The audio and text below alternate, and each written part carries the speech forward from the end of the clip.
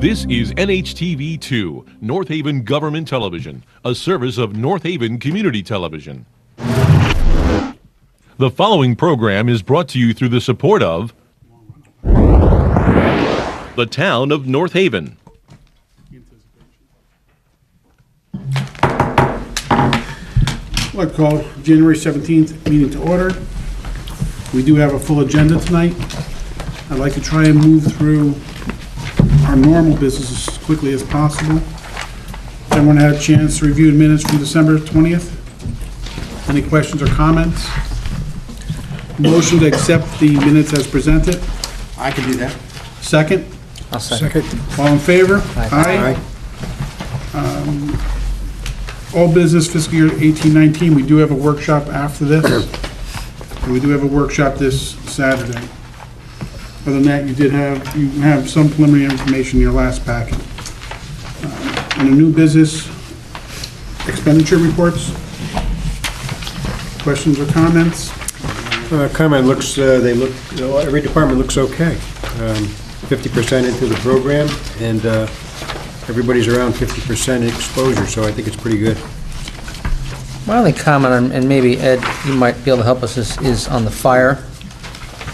Why is the overtime 84% used already through 6 months? It's on page 10, by the way. Did you watch any of our previous meetings? That's I got the joke.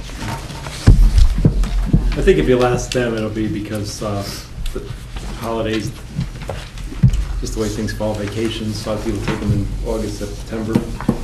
I guess For a better answer, you're gonna have to check with the fire chief. Will be here Saturday for the budget workshop. Yeah, I actually am sure have the December report from last year. I'm just curious. So you think 84% is representative of what they might have had this time last year, you think? Or does that seem high? No, it does seem high. All right, well, that's a good point. We got them Saturday. We'll bring it up Saturday, We can bring too. up Saturday. Or they still have somebody out on workers' comp? I don't think so. I think everybody's back. Anything else on expenditures? But Tim, look at the overall exposure for the department as a whole. 57.4%. Yeah, it's not bad. Although it's still 8% high. Yes. But, I mean, it's pretty glaring. I mean, that line item, sorry, I lost my own page now. I mean, you said, look at just the month exposure, 31. Yeah, that's high. Yeah. Yeah, that's more troubling than just the Yeah. overtime one. Right. Because you'd think if there was someone out, there was someone who a position that was not filled, it would save on regular time. So I bet you, I think, we'll bring it up to them Saturday before we start our workshop. Anything else on expenditures? I have a question, too. Go ahead, Pat. Where is the open space accounting? And the expenses that we've had for open space, where are those? Pat, the open space is a capital project fund, and everything's, like the other capital projects, we don't present those at the Board of Finance meetings. So, But if you want information on what we spent on a couple of properties, we could bring that at the next meeting. well, I just wanted to know what the balance was on FY 17-18 funding of the $1 million, because Lynn got the grant for open space, so. Right. That won't increase the amount you can expend, it'll just cut what our payment is on it, so. I know. But so But what's, I'll get you that number. Okay, great. I'll give you a rough number, Pat, right now. We purchased 2 properties. We open space bonded for $1 million, and the 2 properties cost us approximately $650,000. And with the grant coming back, that'll reduce the $650,000. We'll be in effect reimbursing ourselves with the grant. Right. So- That sounds about right, because it's Right. around $350. Right. That's about an for approximation. the first year? Yeah, against the $1 million that were bonded, was bonded in this fiscal year, for the first year, about approximately $650,000. Okay, thanks, Mike. You're welcome. Yeah, but that's an item that's outside of our regular Yes. budget. That's right, yeah. Diane? Ed, how are we doing with, on streets and roads with supplies? I know there was like a big article on supplies and towns running out of supplies this early in the year. Do you have any idea how we're doing with supplies? I do. Not off the top of my head, but it'll be here in about 1 hour. Yeah. All right, let's let Victor answer. Yeah, Yeah. Victor will be here. He'll be here. We can Okay. ask him. Yep. if there's nothing else on expenditures. On expenditures? Yes. Yeah. On page 7, I just had to ask on, for IT, is that budget, are those expenditures up to date? Up to the end of December? Yes. Well, how many positions are unfilled in their personnel? Is there two still on? One, there's an assistant IT person that's been unfilled. We've been trying to not fill positions just to save money in the budget. Yeah. I mean, eventually we have to fill these positions, but for the moment, we've held it open. So that's why it looks so low, it's at 28%. So we've held the positions open, and what Ed and I are trying to do here operationally every day is we know we've taken a $922,000 hit to the general fund with the reduction in state revenue with the governor's last decision. So we're trying to compile the cost savings we've had by, you've got that? Yeah. Okay, good, thank you. So in an effort to minimize that 922 impact to the general fund. So every week, every month that goes by without filling positions, that saves us money in this budget. Okay, so having just 1 out of 2 positions filled, or maybe 1 plus something clerical, that's where we're at the point of 50,000 having been spent in IT full-time personnel at this point? Yeah, that's half the salary, yep. That's one person's salary there for half a year. That's that's bills. Okay. If it gets any lower, we're going to be a subset of Wallingford, because they don't believe in IT. Well, those are the consequences, Michael, of doing that, because, you internally, it may not be visible to the outside public, but internally, we end up being handcuffed on certain issues. These are the issues that we're faced with every day. And this position is actually, it's becoming a little bit of a problem too, because it's one person, and he's also spreading his time trying to help with the cutover for the police station. Because they moved the dispatchers, there's issues with computers and setting that stuff up. So that's been a problem. He's taxed right now, so. On the surface, it looks like, well, if they're able to not fill these positions, maybe they shouldn't have the positions, but we have to deal with the consequences of workloads and... IT is where you want to put your money. Absolutely. Yes. So- Okay. Well, sometimes in equipment, sometimes in people, sometimes in both.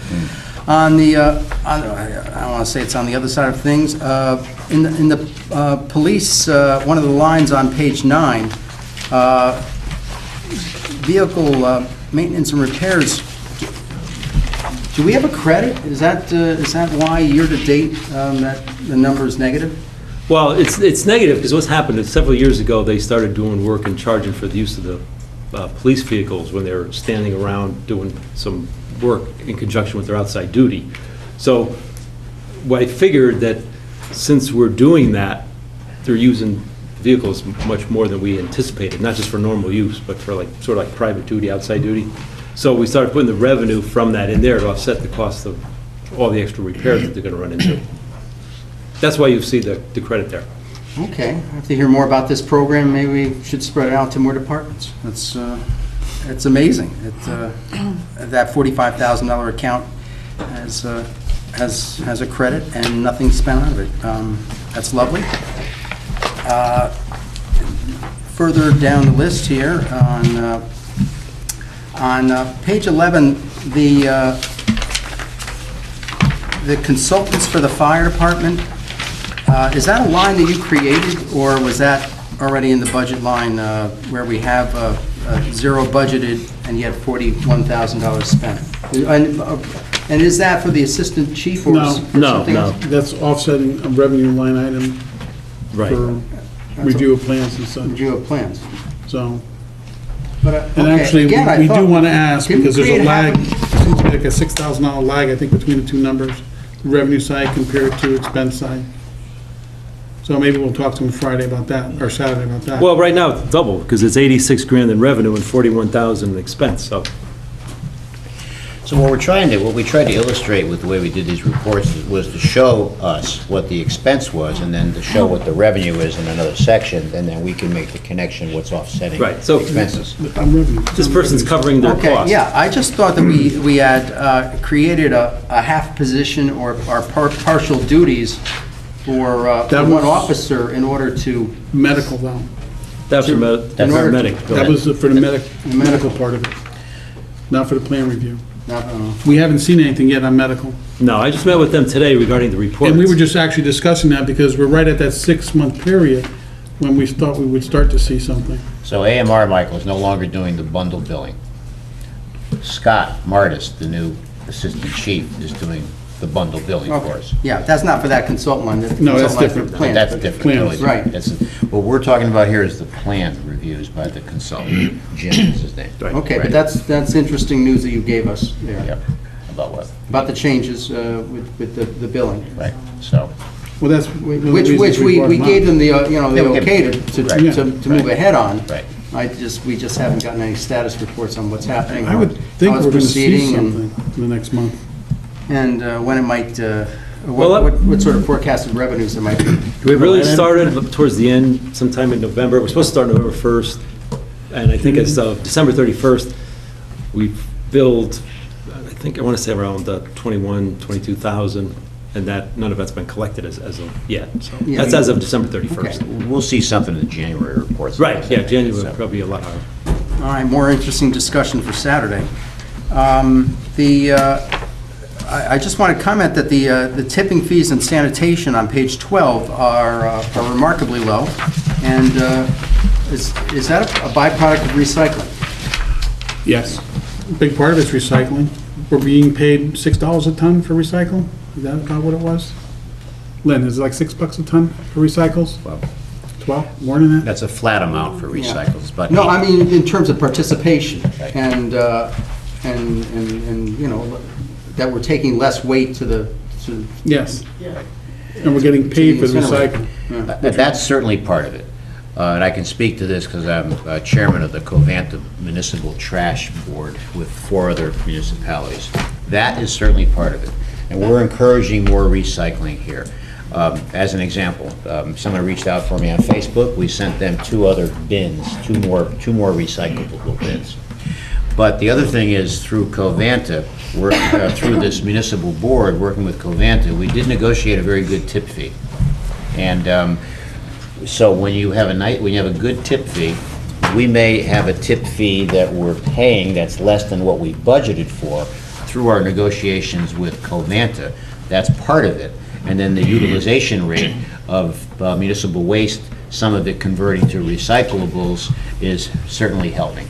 So yes. And that tip fee term, how long is that? What we locked in for? We're in a contract with them through 2021, subject to mutual renewals. So Right. Good job. there is an escalation rate, CPI every year, but we took the tipping fee down significantly when Covanta needed us to allow them to turn the burn facility in Wallingford to a transfer station. And even they'll say this to us today, you guys really negotiated a good deal. Ourselves, Meriden, Wallingford, Cheshire, and Hampden. So that's part of it, but recycling is certainly part of it, yes. And one other piece might be that there might be one encumbrance that needs to be booked too, so it might be a little higher than.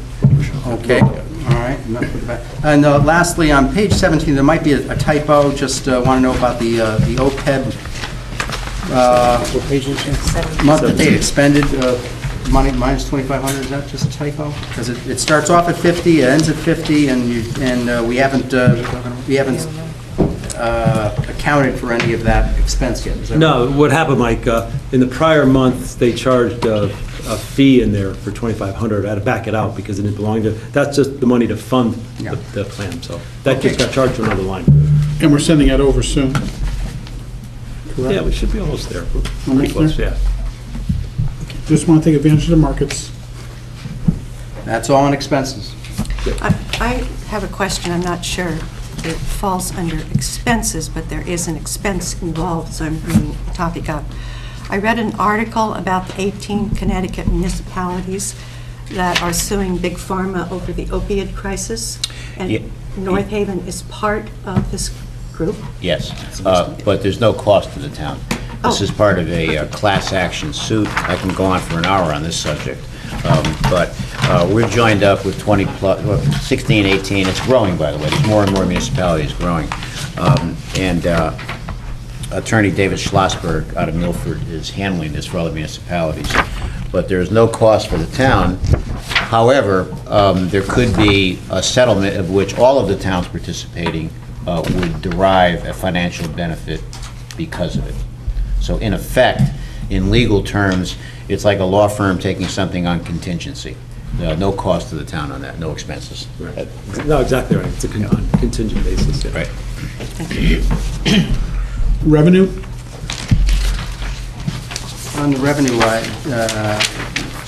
just out of curiosity, when might income be realized from the supplemental auto tax? Is that late in the year?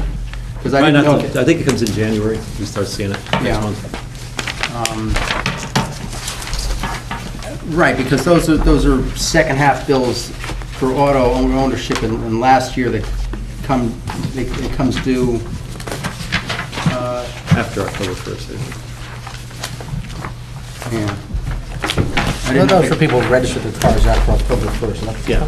Yeah. Right. So those bills come due January 31st or beyond, on a case-by-case Off the top of my basis? head, I'm not sure. I thought it was January 1st, but. Yeah. Yeah, well, yeah, I think it's Yeah, January Right, 1st. yeah. So your question, Mike, when can we expect the revenue on that? I mean, on the second half bills? Yeah, between January 31st and the end of the year? Because it's a budgeted item, Yeah, yeah. $650,000. Yeah, I'd say so, yeah, Yeah. yeah. And I think the bulk of it comes in January because they only have till January 31st to pay that. Right. We only do it in one Yeah. installment. Yeah, there's been some confusion on this, by the way. Let me say to this Board of Finance, and for those watching on TV, there is no supplemental tax bills coming out from the town of North Haven as a result of the $922,000 that we've lost in this fiscal year currently in the general fund.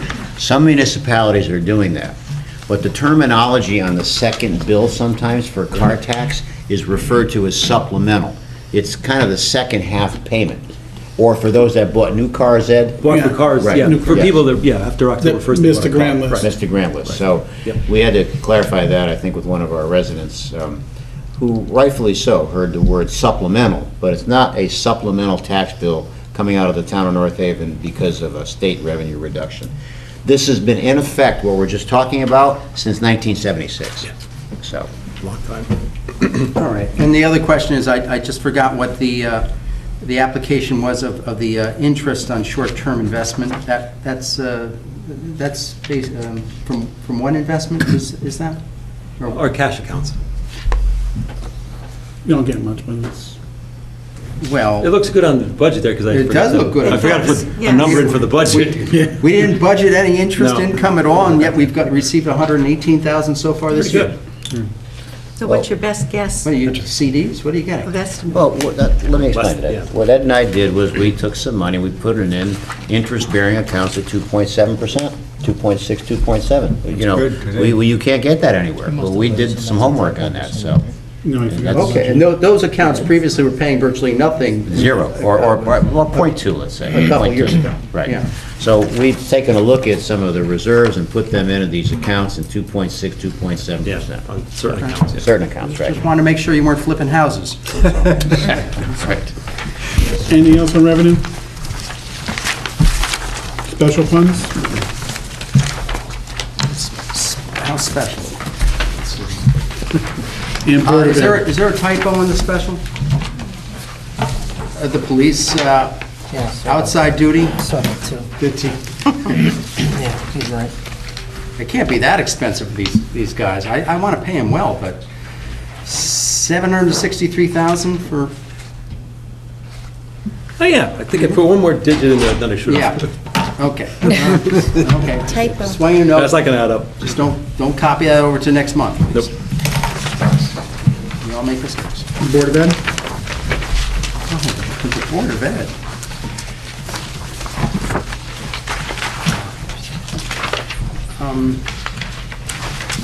My only question on Board of Ed would be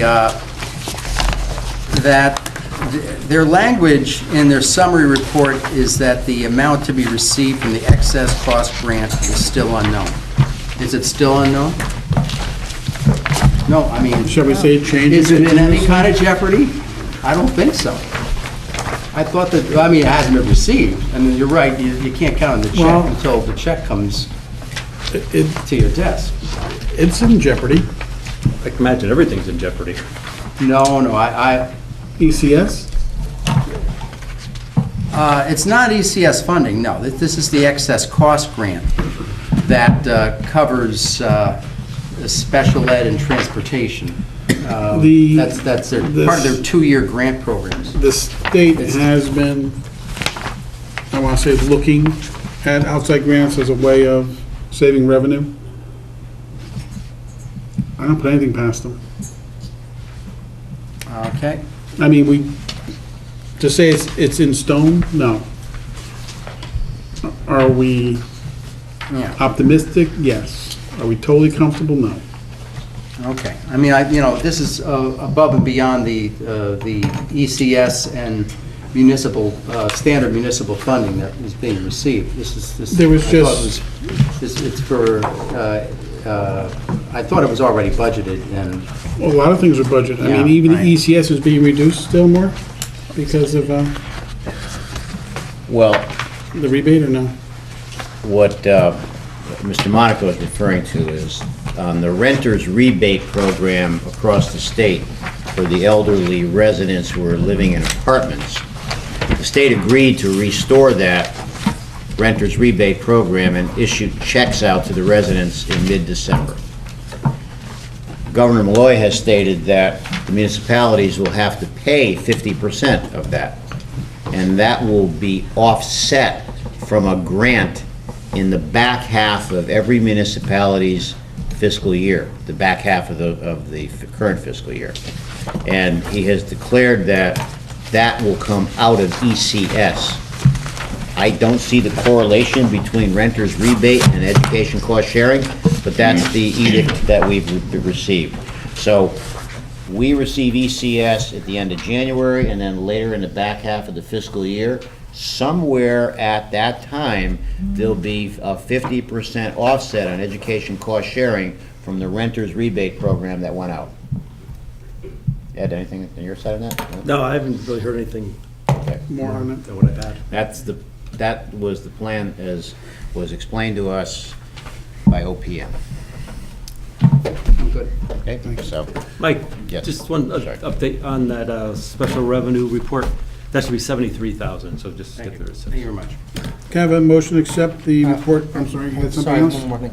This cafeteria cash report, this isn't intended to be all the expenses for the cafeteria, is it? Is it just the cash that comes in?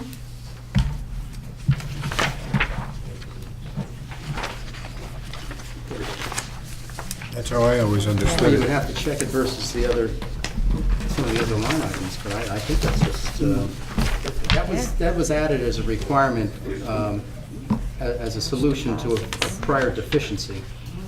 In the audit. They weren't accounting for it correctly. But why, for instance, then would they start the year at $200,000?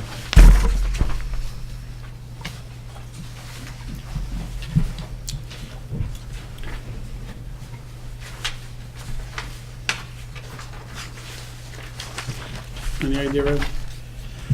No, I was just looking at it, but it's got deposits and expenditures and then projected balance, so that, Well, and the expenditures are only every other month for forecast some or odd actual. reason. So, I mean, what is this report supposed to show me?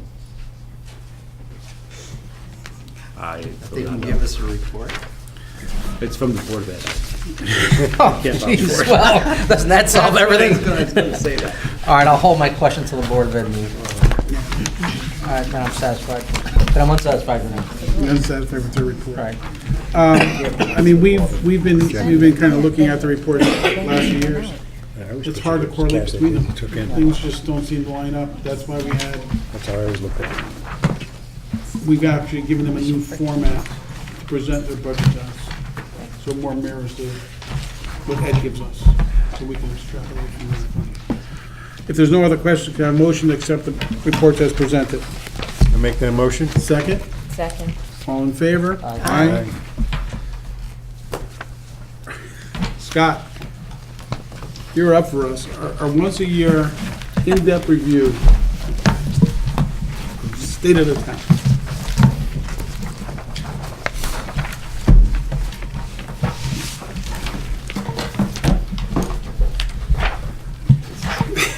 Good evening. Good evening.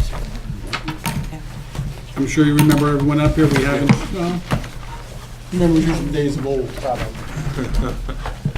Would you like to take us through it? I sure will. For the record, my name is Scott Bassett. I'm a partner at RSM out of the New Haven office, and we conducted the audit for the town of North Haven for the fiscal year ended June 30th, 2017. Yes, it is.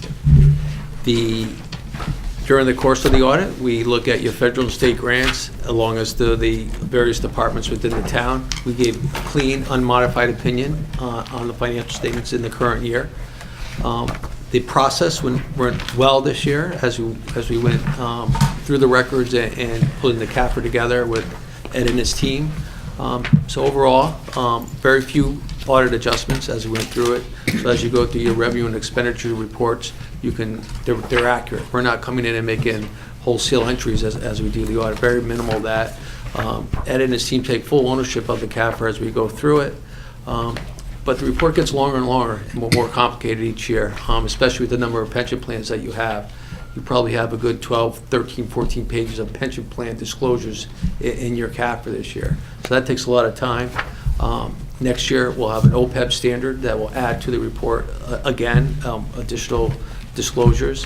But overall, the audit went well. We received everything that we needed to get, and it was timely. We were a little late. We usually issue before December 31st. We issued the first week of January, and I just blamed that on when the holidays hit and just bringing everybody together. It seemed like the holidays this year lasted from December 1st to January 10th for some reason. So I know Ed and I were going back and forth and his team. So if you like, I could go through the booklet as I have in the past and kind of go through the financial highlights if that's acceptable. Yes, please do.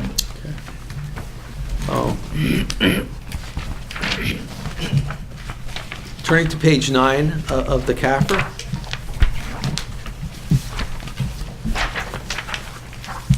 Page 9 is the statement of net position. This is the full accrual basis of accounting. Something you see really just once a year as we pull this together for accounting standards. What this does is measure all your long-term assets and your long-term liabilities along with your current assets and liabilities. And at the end of the year, the town had $35.5 million of net position. That net position was an increase of $7 million from the previous year, taking the net position from $28 million to $35 million at the end of June 30th, 2017. From an expenditure standpoint, everything was pretty consistent with the prior year, and from a revenue standpoint also.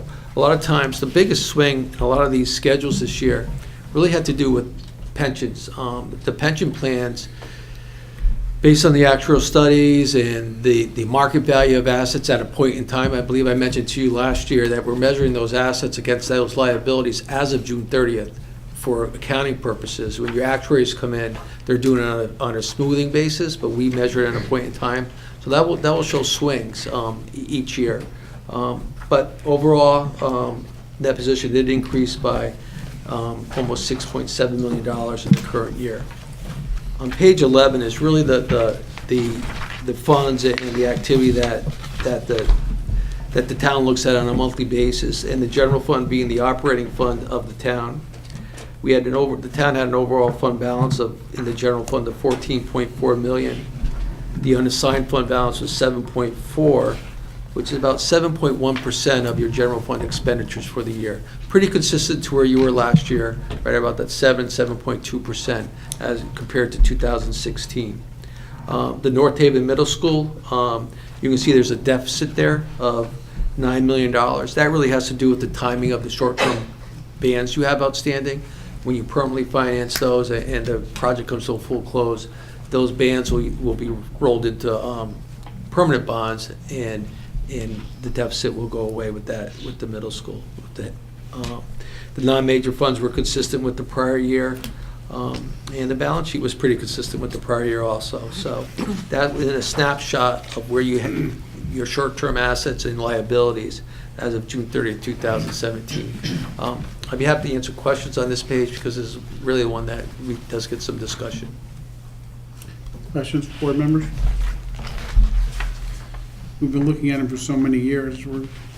almost falling in line with you. Yeah.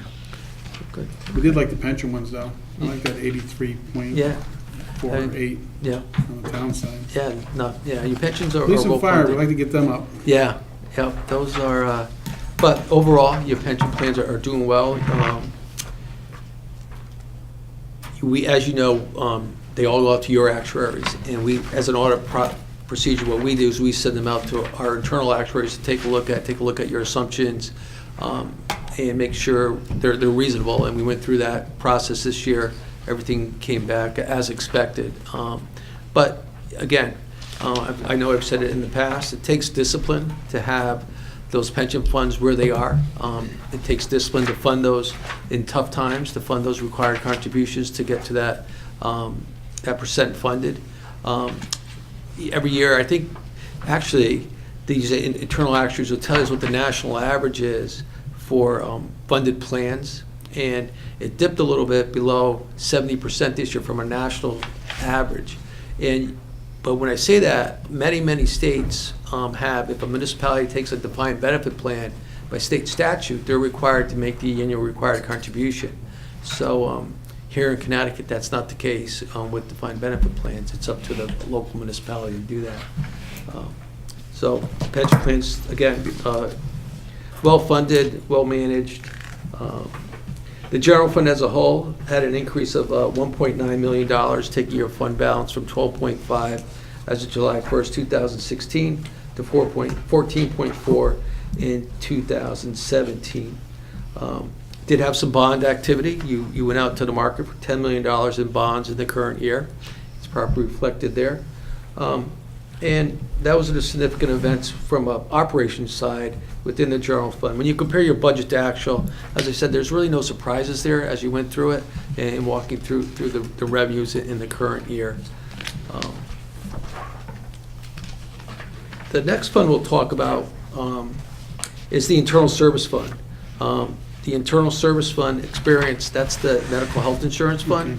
And that's a fund, I would say, to watch, because medical claims can go one way or the other. But that fund experienced a good year this year, where it increased its fund balance from $670,000 to $1.6 million in the current year. I'm on page 14 and 15. So.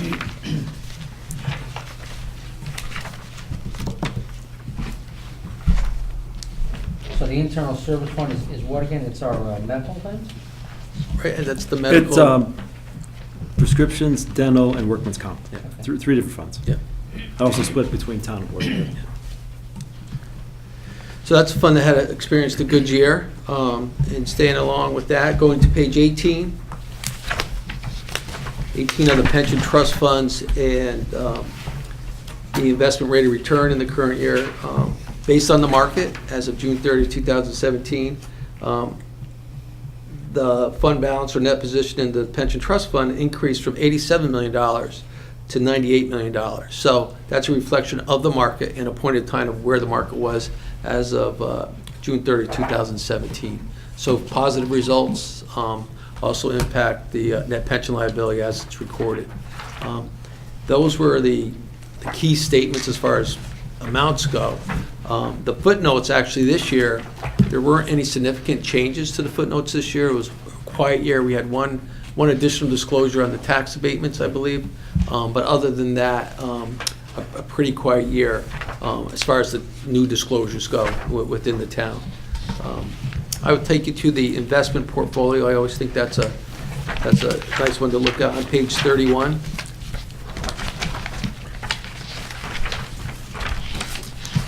And you can see on page 31 in the middle of the page just what makes up your investments. Common stock, equity mutual funds, and the alternatives are the bulk of it. The alternative investments, just to let you know, they're measured at net asset value. And they're a little bit unique in how we audit those. Basically, you can't go to the market and get a readily available price on those. So basically, each alternative investment will have an audit done. Typically, those are done at the end of the year, December 31st. And what we do, we grab those audits, then we roll them forward, and we look at what their underlying investments are to get to a net asset value and as of June 30, 2017. Just a little bit more complicated than just going to a pricing service to get a quote on a mutual fund or common stock. But we did go through those, all the alternative investments do receive clean audits, and we roll those forward and roll those through June 30, 2017. What are some examples of that alternate? Alternative investments, you can have funds of funds, you can have private equity type investments. So basically, they're usually limited liability partnerships that you invest in. And I don't know, Ed, is there 7 alternative investments that you have? Yeah. Something like that. Some in that ballpark. Yeah, somewhere around there, I thought so. Each of those funds, I don't have the individual listing of what funds the pension plans are invested in as far as alternatives go, but, they are audited, and, each of them have, whether it be real estate, index funds, or things of that nature. Just like REITs? Yeah, some could be REITs, yeah. Would you say that they come at a higher risk than other conventional investments? I don't know about risk. I mean, I would say that, they're from a market value of observable inputs, they're not out there as far as readily determined market value. But as far as risk goes, I guess that's all what the underlying investments are within each investment. I know that, you may not be in the role of an investment advisor No. today, but does it seem, it seems okay to have 25% of our total pension investments in these alternatives? Well, we do a number of municipalities, large and small, throughout the state, and just about everybody is in alternatives. So if it's good or bad, that's really a management decision. We come in and audit those, and it's based on policy. So I guess with every investment, there's risk, but to give you an opinion whether it's better than a common stock or an alternative investment, I'm really not in a position to do that. We've done well in the indexes, and, I mean, the whole game plan around the investments that the town has is to minimize the risk. So we may not get those big returns that some people may be getting, but we're also not getting those low returns where people get hit. All right, I didn't know if the indexes would be included in as part of mutual funds, but just to see that, $20 million out of our $94 million in pension investments are in these so-called alternatives. If the alternatives are included in index funds, well, then there's lower risk. I'll get you something. Something. Yeah. Okay. Thank you. I apologize. No problem.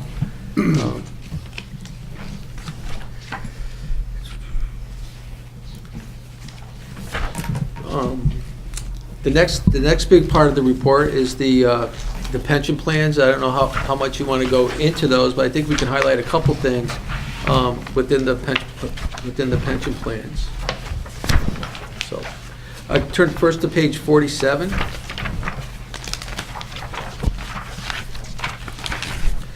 47 is the... My favorite page. Yeah, that's right. I wanted to get some good news here.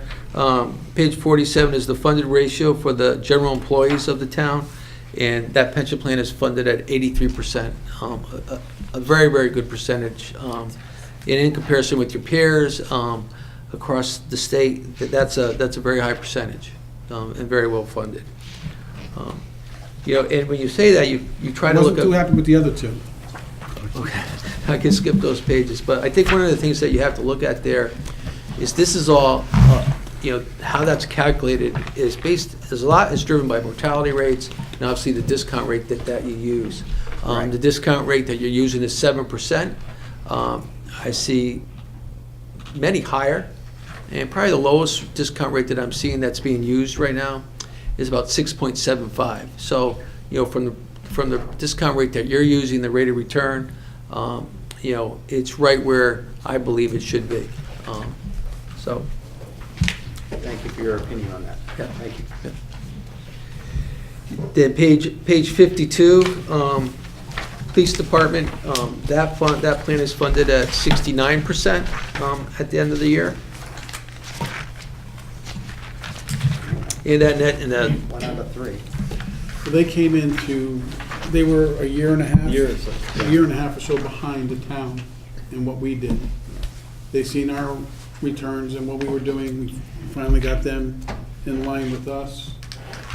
And we still have fire to get straightened out. And fire is at 69% also at the end of the year. It was on page 57.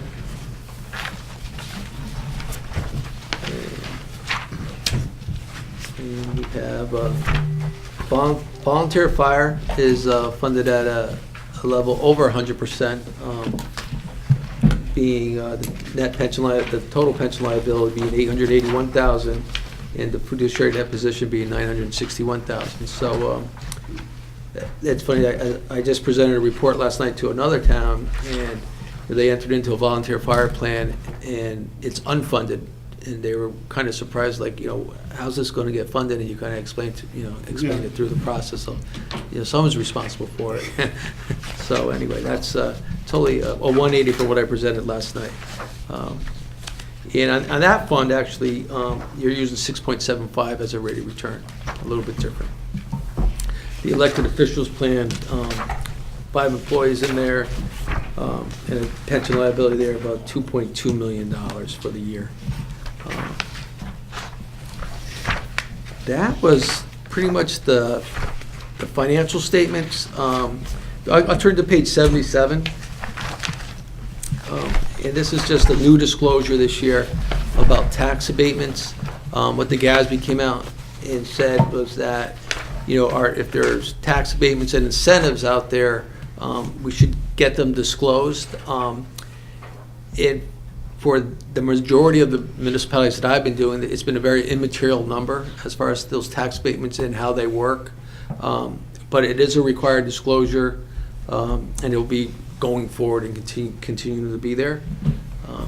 And next year, we implement a new standard, GASB 75, that has to do with the OPEB liabilities. I think you were mentioning a discussion that you're opening up a trust with the OPEB. We've opened the trust, we just need to fund it. Yeah, we're gonna put some It's money all in set it. up, we just Yeah. need to fund the money, So- we've set aside the money. So that will be an impact on that calculation when the actuaries come in and do the new valuation for the OPEB. And I mean, that's the big. The plan actually is once the pensions get up to 100%, we will shift our funding over to that, Wow, okay. to bring that up in line. Yeah, okay. So that'll be a new standard that is implemented next year for 2018, which is a big one. And from a budgetary standpoint, everything was pretty consistent to what the expectation was during the year, I believe, and no surprises. So that was the report on the CAFR. If anybody has any comments, I know I went through it pretty quickly, and it's a big booklet. A couple things I'll say. Management puts together a management discussion and analysis within this CAFR. It really summarizes the financial highlights in a narrative form. So if you were going to pick up this book and kind of try to find out what happened within the town, I would encourage you to read that management discussion and analysis, and then all the details can follow back in the CAFR. But that really gives a nice financial highlight of the activity within the town in the current year. Your experience with other municipalities, our management style, positions as administration, above the curve? You guys do a great job. I think, the ownership of the CAFR and the financials and the importance to put on the financial activity, it is done very, very well. I mean, there's really not a question we ask that we don't get a good answer for, that we don't get the right answer, the supporting documentation. And typically those answers, I was working with Ed back and forth, and we would get them within 10, 15 minutes if we had a question as we were going through the process this year. So again, Ed and his team do a great job of pulling everything together and getting us through the work. And it's getting more and more difficult. The auditing standards are getting more difficult. We ask a lot more questions. We change our approach sometimes. And this year, we had a new manager on the job. Jen Mazzicola had left, and so there's a new look with that. So, but overall, the audit went really, really well. And we're happy with to get it out and get it out presented tonight. Any questions or comments from board members? Besides Ben. thanking Mr. Swinkowski and Yeah, Mr. good- Frieda. Good job, Good Ed. job, Ed. Well, A good you job. Couldn't have done it without my staff. A couple of them are here tonight, so I got it. Thank you, Uh, Ellen, for thank all you, your Jack. help, and Jackie. Thank you. Jackie in the audience too, You know, so. Let's go right to the Big top. one. Ellen, thank you. Yeah, there you go. Can I mention a pet peeve? You could always mention it. I don't know. On page 6 here, it is mentioned, it is referred the town aid funding, the town aid distribution to us of $1,445,000. It was budgeted, but the revenue was accounted for in a separate capital project fund. It's outside our budget. It's outside our Outside budget. Yeah, so we have a line item and we bring it into the budget, and then at the end of the year, we remove it from the budget figures. And do you find that atypical at all? Because I asked you this about this last year, Okay. and you sort of I know you didn't look into it too much, because it doesn't produce any sort of deficiency, and all the reporting is there. It's just a little, well, not contrived, but it seems a little bit unusual to me. I'm probably going to give you the same answer that I probably gave last year, is that, from a budgetary standpoint, we're not involved in your budgetary process as far as auditing that budgetary process and how it's developed. What we'd be more concerned about is if the funds are placed in a fund that's in accordance with GAAP, and if it meets the accounting requirements, and it does, in our opinion, from what the town did with those funds. So I wish I could give you, from a budgetary concept, that's truly just a management decision and how you go about the process. Okay, well, we'll continue to have those discussions in-house. The money's disappearing, we're never gonna get it again, so It's going away.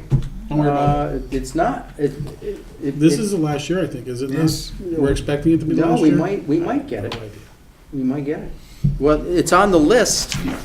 It's still on the list of revenue, of state revenue that we are That's from last year. forecasting to expect.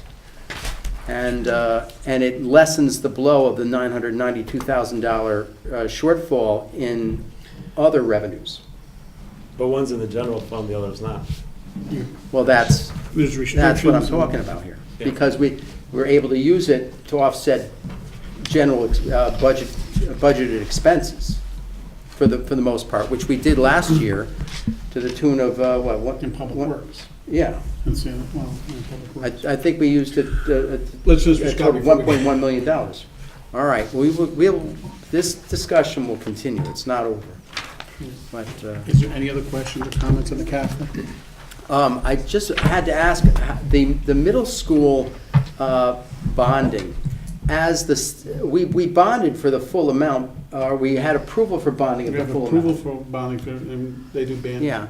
Now, when we had approval for bonding of the full amount, did that become a liability at that time, the approval of the bonding? Not the approval, no. No. It's Only actually when only when you go you to bond. market and bring the bonds in, or the bands and short-term monies in, yes. Okay. Well, but we have a line for approved and unfunded, right? You have That's not called- approved but unissued. Approved and unissued, Yeah, right. Yeah. authorized and Yeah, unissued okay, bid, that's yeah. right. There's some old projects on there that were approved and Right. unexecuted. Yeah. Yeah, on page 38 here, our OPEB obligation always goes up, I think, because the regulations, the GASB regulations might be, requirements might be increasing, is that correct? Well, the actual calculation itself from a OPEB obligation is really driven by actuarial factors. And, if you change the mortality rate, change the discount rate, will drive that number higher. Health trend rates drive that number higher. And actually, I talked about the new disclosure for OPEB, there's going to be more and more disclosure about what's driving that number. So it went up by 4 million, about 15%. Yeah, I think it went up about 4 million the prior year, too. But Ed, do we do this every year? The other funds we only do every other year, right? So when do we do this? Well, this we bond? do, I'm pretty sure we get an update every Well, year. I think the requirement is, basically, just, I can explain that number in a little bit. That $4 million that goes up that you're showing this year is really the difference between what the annual required contribution is in what the town is making. That's driving that number right now. What's going to change in 2017 and 18 is, if you think about that number right now, it's just the shortfall since 2007 or 2008 based on what the required contributions were and what the town has contributed. What's going to happen in 17, 18 is they're going to measure the liabilities really mirroring what they do with the pension plan. So that will be a significant change next year. And I misspoke a little bit, but the actuary does determine the impacts the required contribution, but the full liability next year will be shown. And so you're saying you're developing a trust, just like we talked about the pension, the percent funded. Well, that full liability will be what replaces that 25 million, and that will be the number that will be disclosed and discussed. So I think it's a better, Yeah. I think it it's is. probably a better accounting, because it's a little bit understand, because you have explained what you've missed in contribution, then you go over to what the net pension liability is. Well, it really isn't, you're really not matching what a true liability is and the potential, the future liability is to the town. We're good? Above there on that same page, is it common that bond issuance expenses would be approximately 4.3%? That for the $10 million worth of bonds that we took out? That's a premium, it's not an expense. That's, It means that we got more and we got because more. of the rate, I assume. Oh, I right, see. Ed? I see It's that. not the cost of the issuance of It's the not bond. costing issue. I apologize. Yeah. But on the good side of things, on the pension pages later on, I was a little critical last year of our return, but it seems that across the board, we're getting close to 15% in return on investment. In reality, we're probably closer to 17 change. We Last past year? we averaged all funds together, all Together, I was departments, just thinking of the town side. 13.8%. Okay. So, much better outcome than the previous year. So, Well, we've actively managed it. We've brought in different pension companies, and the fire department has asked to see me later this month about the pension, so we'll see if we can move them It'd be nice to to a move higher them over. yield. So Yeah. the numbers are the returns are there, particularly on the town side, 83%. And they Yeah. do smooth it out. it's hard to The investments evaluate, are- it's hard to evaluate with that number versus the market when we have such a mixed portfolio, including. Well, the mixed those portfolio is to al- take out the alternate swings. We don't alternatives. want those big swings. You know, Yeah. we don't want to make 30% in one year and lose 40% the next. Okay, well, there's other questions, but I will send them over to Ed later on. Thank you very much, sir. Are we good? Thank you, Scott. Thank you, Scott. Have a nice evening. Thank you. Thanks, Scott.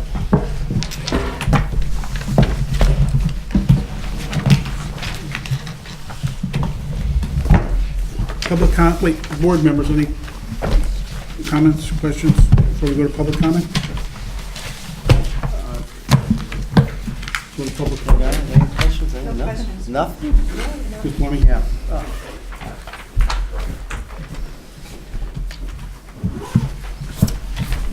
We received a letter, the copy of the letter that came from the Board of Selectmen regarding our budget. And the workshop started, of course, on Saturday for all you exciting No, TV. they start tonight. Oh, that's right, I'm sorry. There's We more have on a- Saturday. we have a meeting after There's this more on meeting. Saturday, yes. Exciting TV viewing. And the letter, I mean, the letter said that the Board of Selectmen has determined that we would support an increase of approximately 1 to 1.5%, not to exceed 1.5%, with Ms. Boehme advocating for the increase to be as close to the 1% range as possible. It's always good to advocate for lower. Was there any further discussion in terms of a breakdown between what sort of increase you would be tolerable between the town side and the education side? So let me kind of fill in on that, okay? You know, we had our Board of Selectmen workshop session. It's a procedural issue. It's very preliminary. You read the letter, which is accurate. Since then, we've met with the Board of Education. And Dr. Cronin has informed me that their first budget workshop was going to be the following evening after we met, Ed and I, with Dr. Cronin. And Dr. Cronin was going to let us know, what happens at the workshop session. But he did say to me that he'll keep everything the same. That would be a goal of his, no additions. But just by doing that, that's a 3% increase.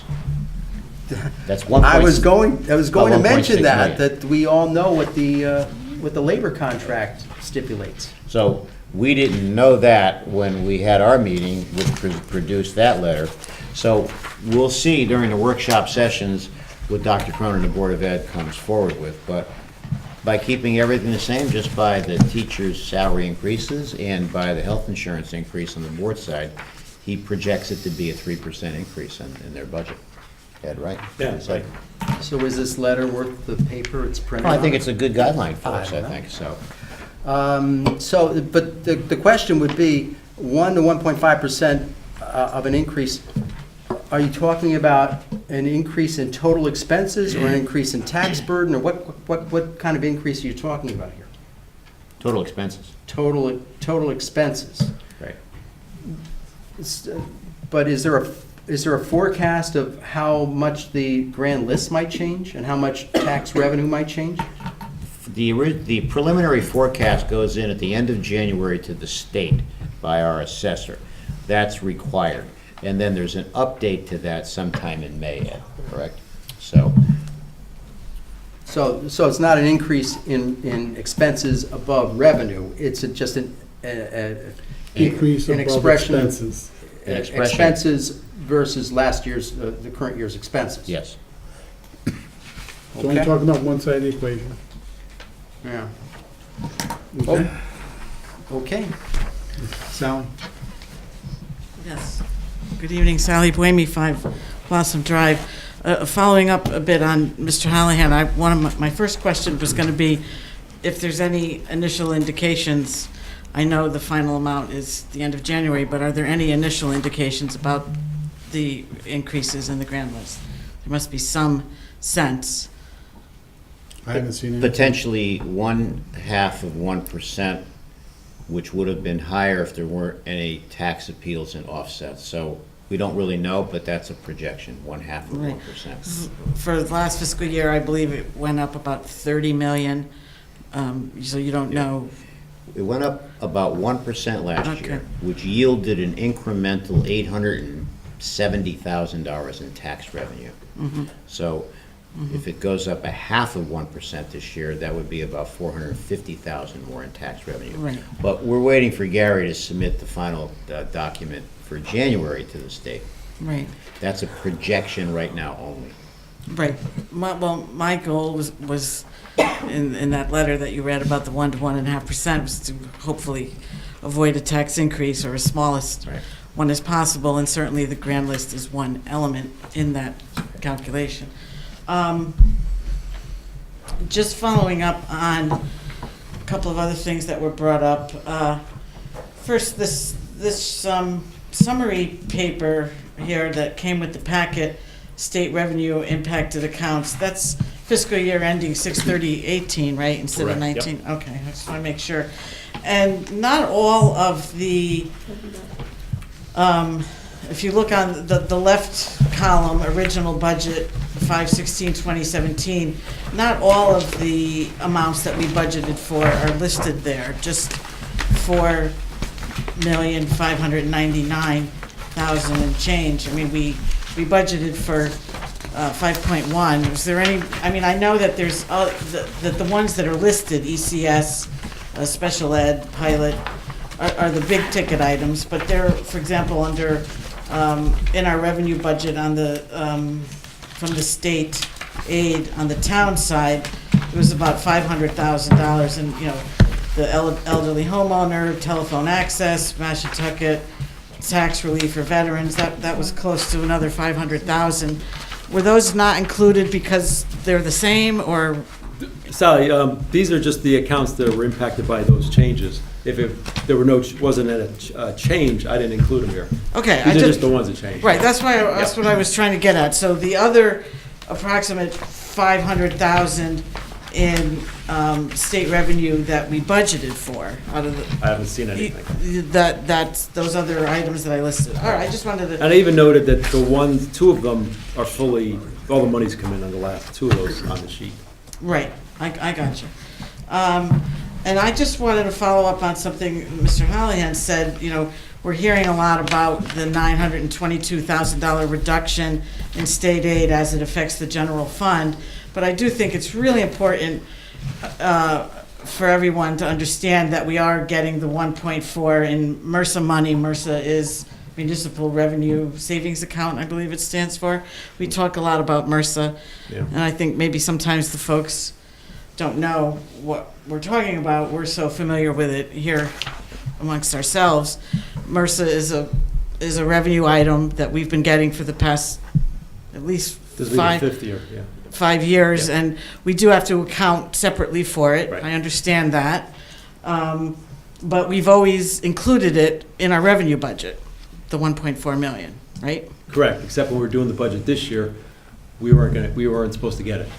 Right, I understand that, but it was always a revenue line item budget, because if it Right. wasn't, then we would have, and we kept our expenditures the same. Right. We would have had to make up 1.4 million Right. somewhere else, and you know, it might have been a mill rate increase. So the fact that we've always put in the 1.4 in our revenue budget, I think it gives a misleading, although I understand you saying 922,000 is a reduction from the general fund, that might give the impression that we're getting $922,000 less in state aid than we budgeted for, and that's not so.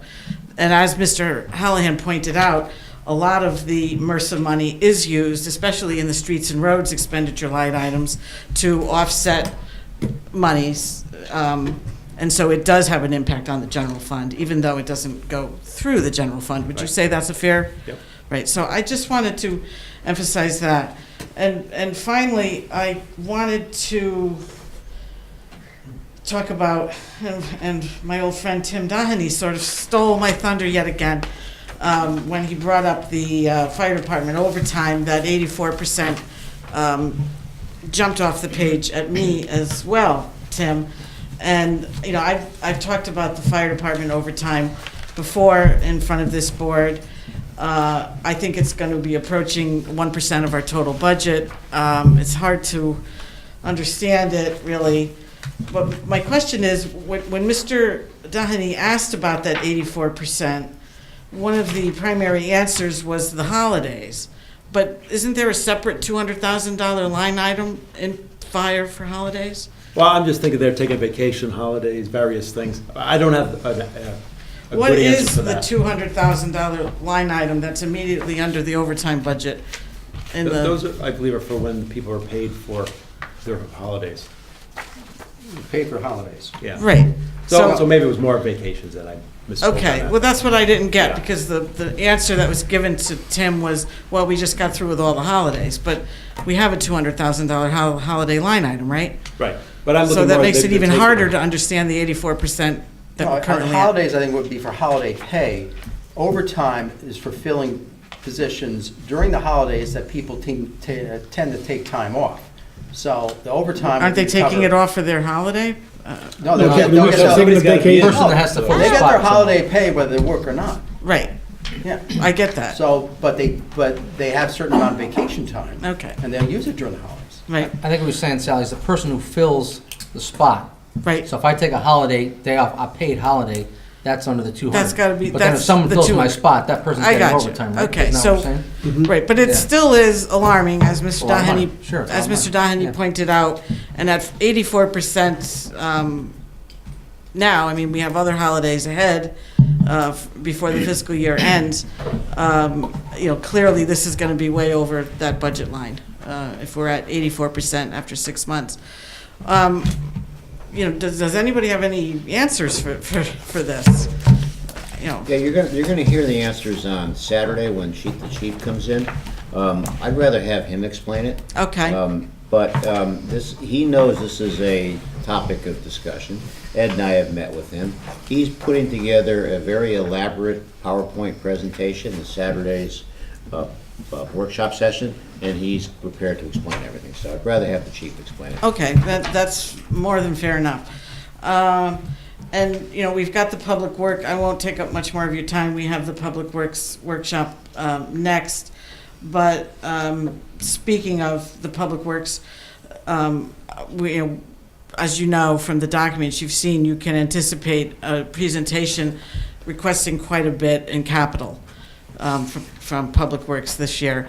And if you notice, there's asterisks by some of those, and it says about close to 600,000 can be used with MRSA money. That's right. Now, do we have to file for the waivers for that, as we did a couple years ago? Yes, we have to do that. Is yes. that, I think it's doable. I mean, we've had Yeah. good success with the waivers, right, Ed? So I think it's a realistic number with those asterisks that you see in the budget. What that means for the public watching is that capital line on page 38 could conceivably be reduced by 600,000 to spend it against MRSA that Sally's talking about, and reduce the capital budget and impact by that with the money that's there. Ed? Yep. We can take it off there and just leave it in the 5-year Right. capital plan. and are those asterisks there because you think that a waiver would be easily Yeah. granted, or because it's the type of, That is exactly what they would use them for. right, Those because there types may of be items. others, like, Right. you know, we applied for 4 separate items 2 years ago. Right. One of which I was amazed that we got the waiver for, which was Yeah.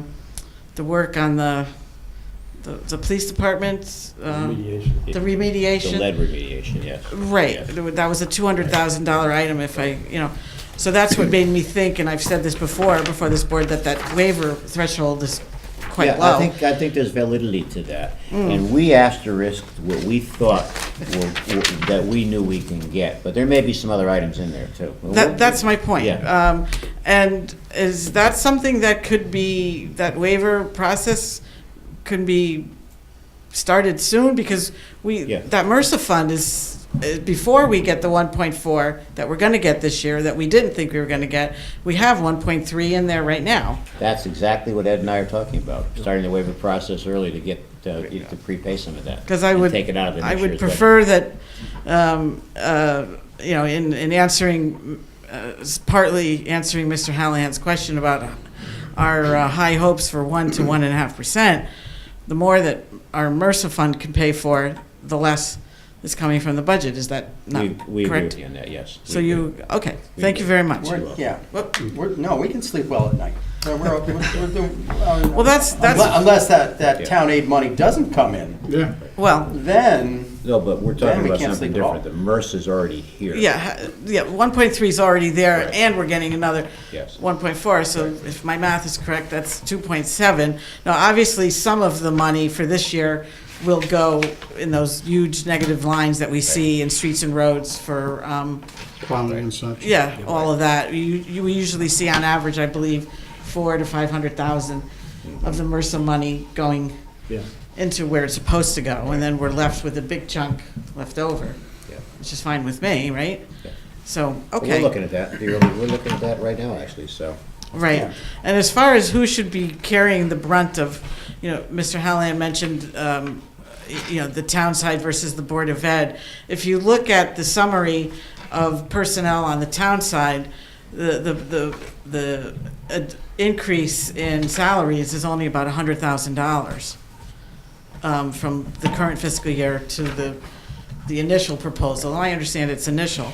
So to answer a bit Mr. Hallahan's question, as a member of the Board of Selectmen, I was hoping that the town side would be possibly under the 1% to help with the higher amount that we Yeah, you expect. said that in the meeting, you're right. Right, Yeah. because as we know, the Board of Ed has a much higher percentage of salaries, almost 60%, whereas the town side is only about 30% salaries. Is that not accurate?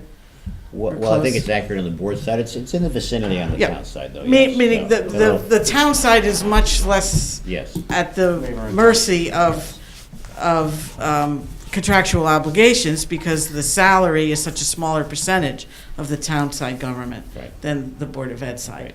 So that's how I would partially answer your statement that our letter isn't worth Well, paper was written on. it's great to have goals, but obviously, How do you feel about that, Bill? the 1 to 1.5% of expenses is the clarification we got, which is unrelated to the amount of state funding we will receive. Right. So if we keep to that and the state funding gets reduced, then the tax burden might go up 2 to 3%.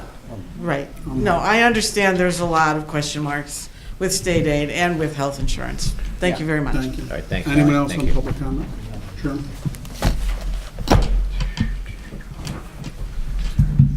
Just a couple of small things. At a previous meeting, a resident mentioned something about the burden, the cost of the synthetic fields I put in. And I just want to say that I, as well as some of the people in town, feel that they should not be able to shift the burden of the cost of renovation and replacement of the synthetic turf fields. It's a Board of Education domain. We have not gone to the Board of Education to ask them to pay for the electricity for the town side of the budget.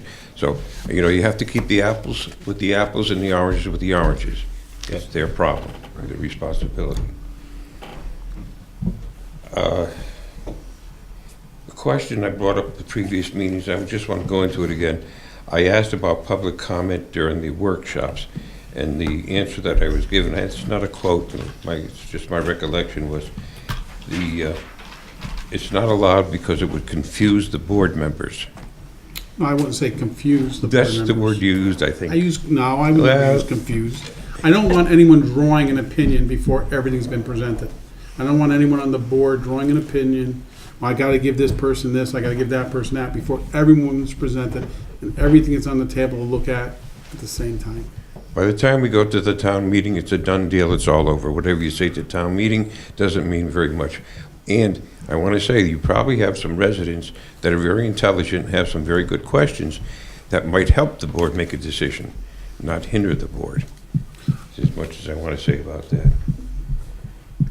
Just, if you might reconsider it.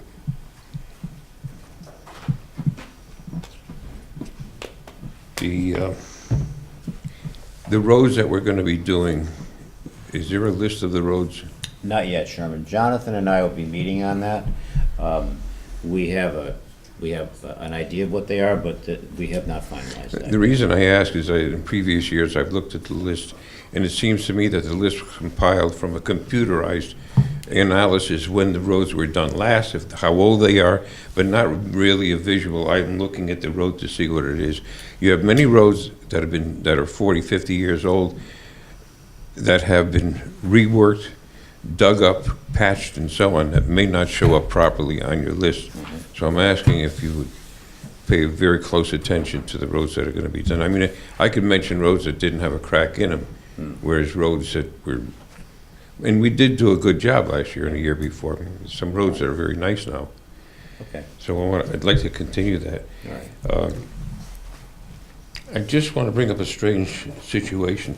The question of drug sniffing dogs in the schools.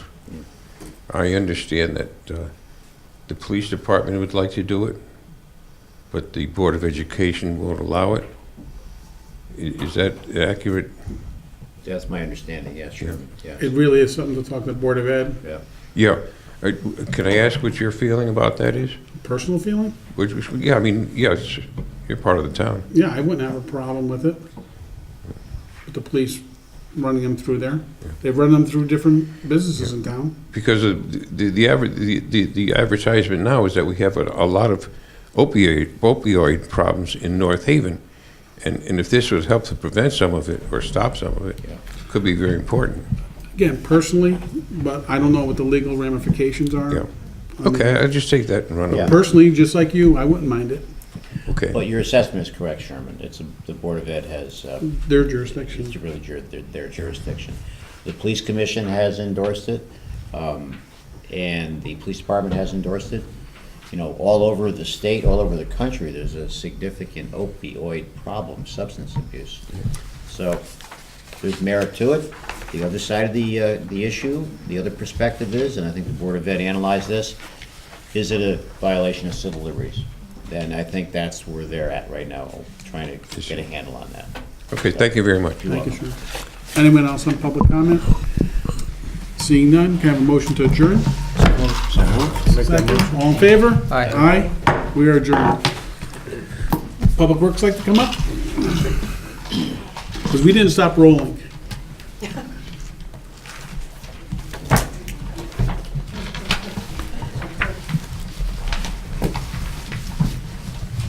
We're still rolling? We're still rolling. All right. Happy New Year, everybody. Happy New Year. Happy New Year. These are live now, Sherman, so this is new. This is new. The workshop sessions are live here at the Board of Finance. They never were before, so we've taken a couple steps forward. Lynn, would you like to take us through your proposal? Yeah, Lynn Sadowski, Director of Public Works. I am going to go through pages 29, 30, and 38. We'll start with some of the easy stuff. On page 29, we start with Land Use Administration, Planning and Zoning, Inland Wetlands and Zoning, Board of Appeals, and there are actually no changes in our agenda, no cost increases. So we're pretty much the same as previous years, so we'll keep that simple. And go to page 30 unless anybody has any questions on page 29. Mike, you have a question maybe, or? Okay. Page 30, building inspection and permits. We have a couple small increases, but our bigger increases in permitting software. We have a couple things going on with View Permit, which is our building permit online system, to obtain building permits, electrical, mechanical, plumbing, et cetera. And so we have a 5% increase in the permitting software, but at the same time, we have an old system from, I think it's May of 2000 to 2005, that software is not being supported, so we need to incorporate all of the old legacy information and data from all of the folks' permits and houses in town and buildings. So we have about a $7,800 increase in the permitting software just due to that.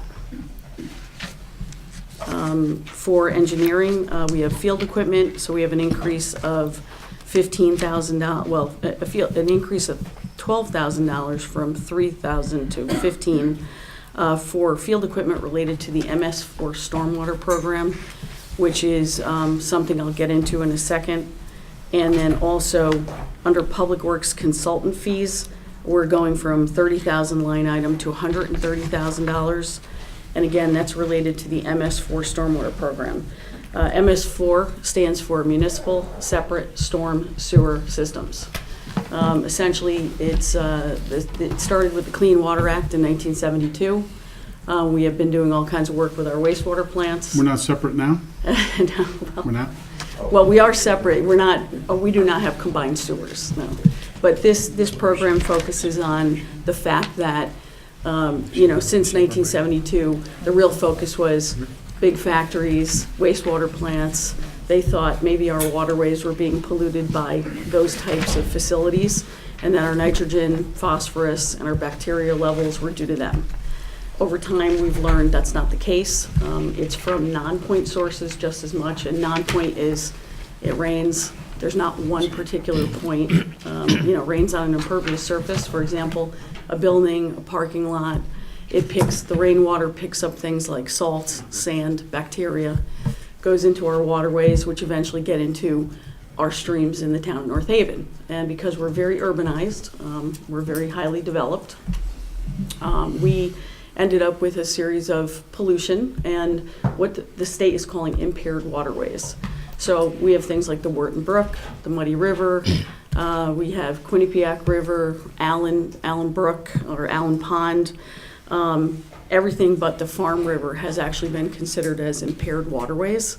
And so that means these waters are polluted. They're eventually getting to the Quinnipiac. They're eventually getting to, the Long Island Sound. We all heard about the big Save the Sound program. Remember, everybody went out and bought those cool license plates. This is all part of that ongoing project. So in July 1 of 2017, the program changed. We eventually put everything together, worked with a consultant, got a plan together. We have been completely compliant with DEP and all the mandates up until roughly about now. And so they're changing the rules of the game, and they're doing it for, there was 121 towns out of the 169, now there's 130 of us in this, we'll say, basket of folks who have to comply with the MS4 regulations. And for us, it means a lot of things. We're ahead of the game in some things. You know, field operations, we're sitting behind me. We've gone to leaf composting, curbside leaf collection. We've gone to catch basin cleaning. You know, you see like a vac truck on the budget for those folks. I mean, essentially, we're ahead of the curve in good housekeeping and those important things. Public education, we've gotten all kinds of things on the website. We have them in the town's library. We spend time with our students, whether you're in first grade, second grade, third grade, fourth grade, you're in middle school, you're in high school, you're focusing on a science class that focuses on stormwater. They've even tested our treated salt products because they want to know what's in them. How is it affecting the environment? So we have made big progress in a lot of areas, but now, you know, Jonathan knows a lot more about it than I do. He has a book, it's about this thick, it's got 500 outlets. They want us to go out to the 500 or more outlets to every stream in the town of North Haven during dry weather and sample if we see a wet product. If we don't, if it's dry, we just mark it as it was dry, we don't need to sample it. And then we have to start prioritizing where are we seeing contaminants, phosphorus, bacteria, and nitrogen. And all for the sake of these impaired waters, making them cleaner. You know, essentially, it started with the EPA. The EPA pushed the program down to the DEP. I mean, you're all looking at budget cuts everywhere at the state. We hear it all the time. The DEP has now pushed it down to the towns. North Haven, we're no different than the other 129 folks in the same similar situation. You know, in some respects, we have, you know, made real good progress. In other respects, we need to do things. Our GIS system could use some work, so we put in a request for GIS for $100,000 to upgrade our system to include all of our outlets. They want every single one of our outlets mapped. They want links on every single outlet to tell us what sample results were taken, when they were taken, when it was inspected. They want to know what's the elevation of the pipe, what type of pipe it is. Is it clay? Is it concrete? Is it metal? And they want it for everybody, everybody in the state. So then, right now, when it rains and water goes off my street into the storm drain there, where does it go? Let's see. Those rivers. Does this go to Wharton Brook? Well, it goes obviously to, the catch basins are in place obviously to avoid flooding. Yeah. However, your specific neighborhood, Knights Lane? Well, I meant in general, but yeah, Oh, you know. well, Basic, if I may. Sure. John, Please do. John Engineer. yeah. Basically, it's basically a hydraulic situation. Every drop of water will end up someplace in what we call watersheds. So if a drop of water falls at your neighborhood, it eventually will go downstream and eventually go to a brook and then a stream, and then finally, in this town, I would say about 98% of the water ends up in the Quinnipiac River. Yeah. Okay, there's a little bit that goes into North Branford, there's a little bit that goes into East Haven, and the west side probably ends up, some of it goes into the Mill River, but generally speaking, the watersheds collect the water, brings it down, and most of it goes into the Quinnipiac River. And what basically happens, the state has taken certain portions of these brooks and rivers and called them impaired. Basically, they're saying that there's something wrong with them, there's pollutions in them and so forth, and they want them cleaned up, and that's what we're aiming for. So, Lynn, how polluted are the streams? Well, what we know, Jim, is that the state has, you know, because we are so urbanized as a town, we're urbanized. You know, the shoreline up 95 corridors, urbanized up 91, it's urbanized all the way to Hartford. You know, what they've told us is the state has essentially, they gave each town a map. We go on what's called the Yukon Clear NEMO site. And CLEAR stands for Center for Land Use Education and Research. NEMO stands for Non-Point Education for Municipal Officials. for all of you, for us, for boards. And NEMO's been around since 1990, believe it or not. So what they did was they have been doing all types of research, sampling, collecting data. And lucky for us, all the waterways in our town are pretty much impaired. My only And- reason for asking is because, does the state still stock these streams for fishing? I'm sure they do some, I don't know So it's which kind of like an ones. Yeah. oxymoron here. Yeah. See, they're telling you, you gotta clean them up, and we're gonna put Yeah. fish in every You stream. gotta realize too, this, they consider fresh water contaminant into the salt water. And back in the good old days, before '70s, a lot of that runoff water used to go through treatment plants until they separated them out. Correct, yeah, yeah, known I've as been around. infiltration and inflow, I&I. These things. You know, what they did for us, Jim, was they mapped all the waterways in North Haven. For example, Quinnipiac River, they said from Tolley's Road crossing in Wallingford to the town border, they said it was the impaired use is recreation, the pollutant is E. coli.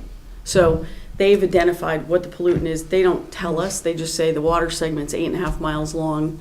They're not giving us the actual sample results.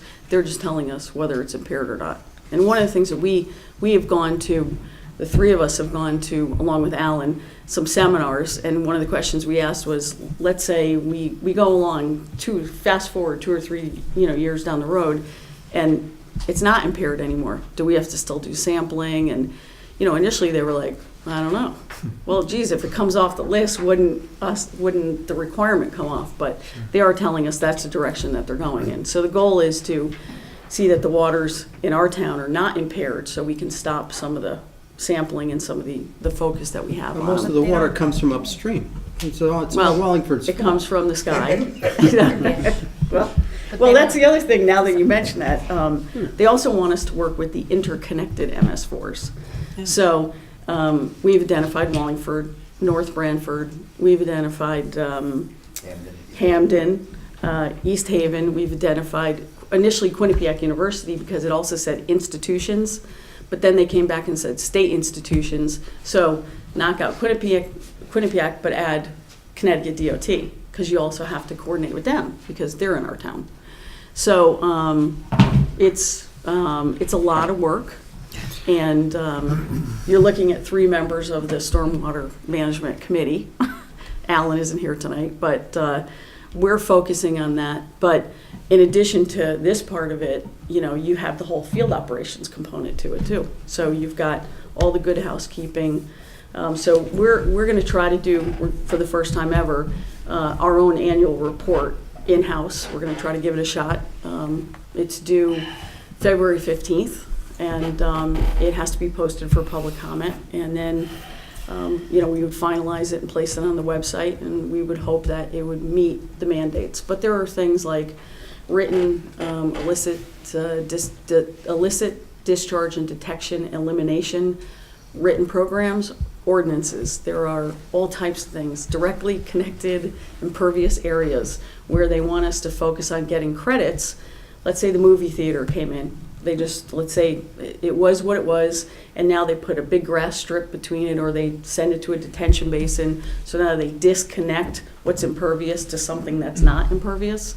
You get credit for things like that. And so they want us to focus on, I think, is it 10% a year or something like that?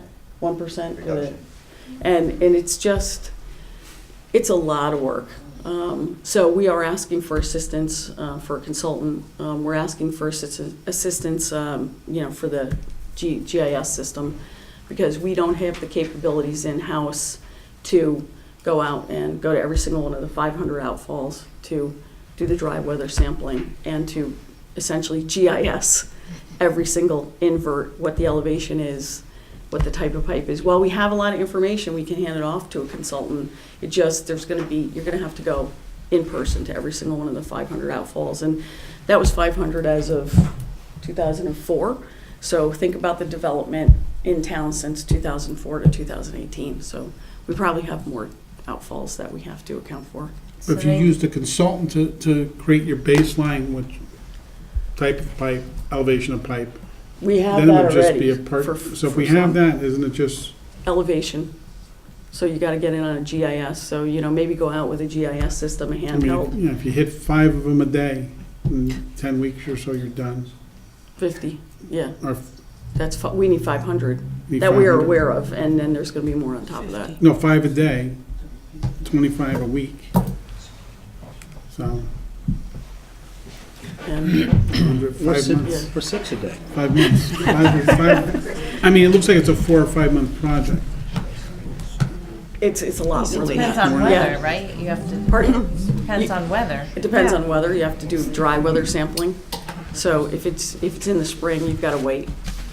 But they tell you something's, that it's not right, but they don't tell you what. So they make you, they just said it's. And if it is a wet sample, then you are going to have to sample for the parameter that's part of that basin.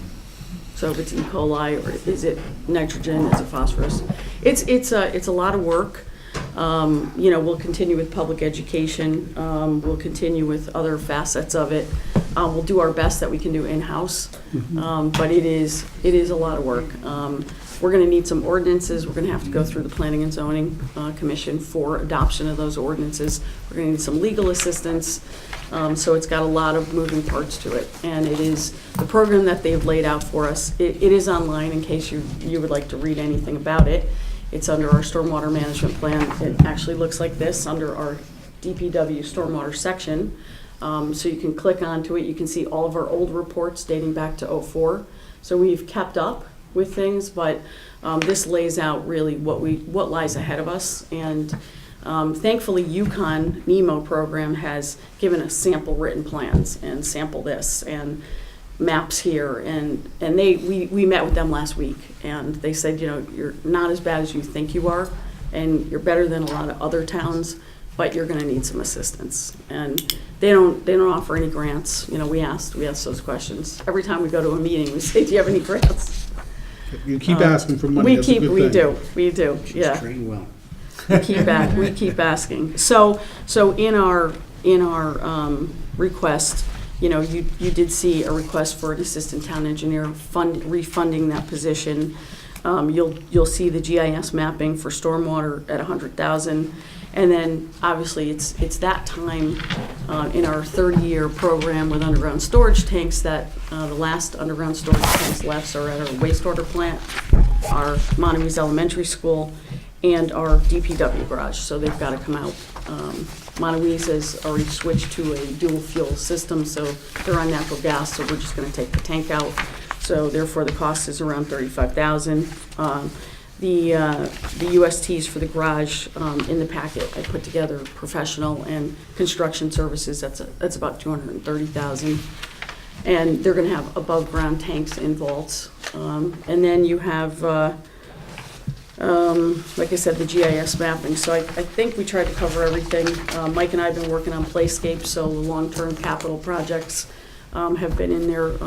Green Acres just got a brand new Playscape, all donations and a lot of hard work on Mike's part. And next up are a couple other schools. So we're working hard behind the scenes to see what we can get.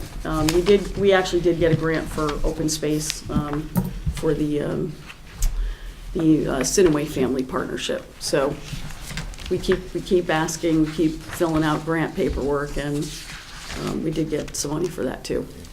How many receivers are you looking for that 100,000? How many receivers are in that? Oh, it's the upgrade of the AppGeo, our MapGeo program. You already have something here? We have the town has a GIS system, but in order to include like all the catch basins on it and all the outlets, it doesn't have those capabilities, I guess those layers. I mean, you could probably explain that better, Jonathan. Basically, right now, there's nothing on the GIS that shows the drainage piping and the catch basins and the outlets. Dealing with the MapGeo people, I've seen some of the things they've done for other towns, and it would bring us up to a point where we would definitely meet the MS4 qualifications, and it would also give the Public Works Department excellent access to where all our assets are for all our drainage pipes, the sizes, the type of pipes, where all our catch basins are located. So it would be a great asset for the Public Works Department, as well as getting the requirements for the MS4. How is the software upgraded? Does somebody drive around all the roads and document the? Right now, I have 1982, I call Mylars, they're 24 by 36 sheets. Back in 1982, the town actually had hired a firm to go out and locate all the catch basins and pipes at that point. They are in a drawer, this thick with 24 by 36 on plastic sheets. What they will do is they'll take all that information, and then they'll be able, with all the other information we have from all the subdivisions and so forth, they take all that information and update our GIS system. But how do they know if it was a clay pipe, if it's in the ground? Oh, we have a lot of them, it's records. So you'd have to go through all the records to gather that data? Yes. And that is part of why it's so expensive, too. And the consultant would be doing this? Do you have to worry about radon levels? No. Not that I'm aware of. Well, it's in water. Yeah. Thank you. Thank you, John. Any other questions? When's the project completion date? Stormwater? This set of milestones goes out to 2022. So it's a new permit. We re-registered, I want to say in January of 17, so about a year ago. We re-registered with the state, then started working on the plan, got the plan in. April 1, the plan was shared and then listed on the town's website. And now the next the first annual report under the new program is due in February. Yeah. It's a little scary. Questions, comments? Anything else, Ursula, that you can think of that we should ask you? Thank you. Thanks, Lynn. Thank you. Victor?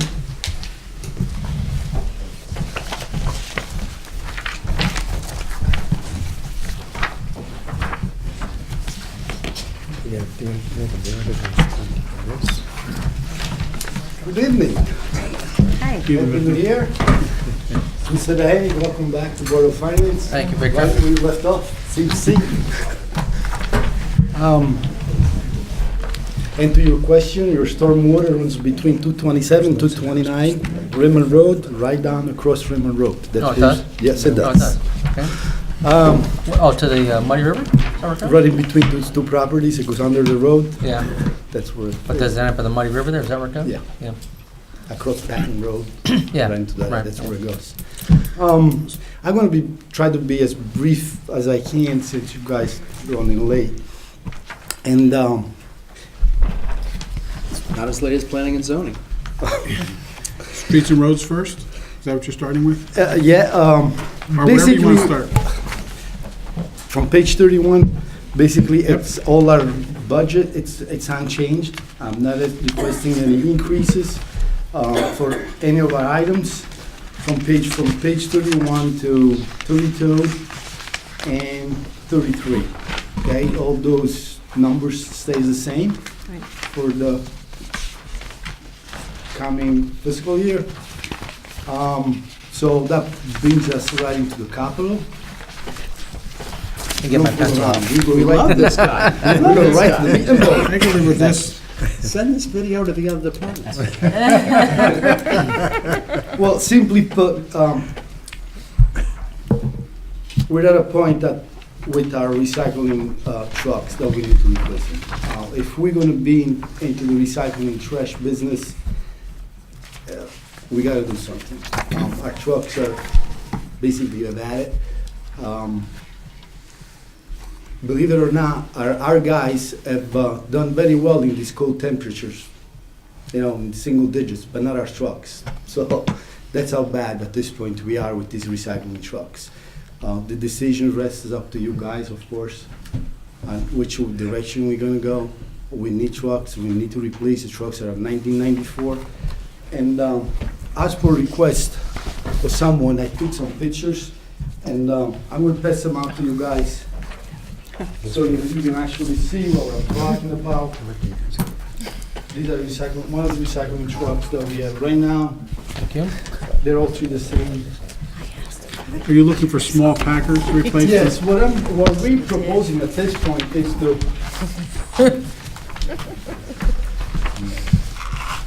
what we're proposing right now is basically to move with small 8-yard compactors. That will give us the ability to pick up more recycle at the curb. The other trucks are what, 15, 20 yards? No, what are the big ones? They were compartmentalized trucks. No, your other packers that you have now 32 for yards. trash, 32 yards. There's 32 yards, the trash trucks.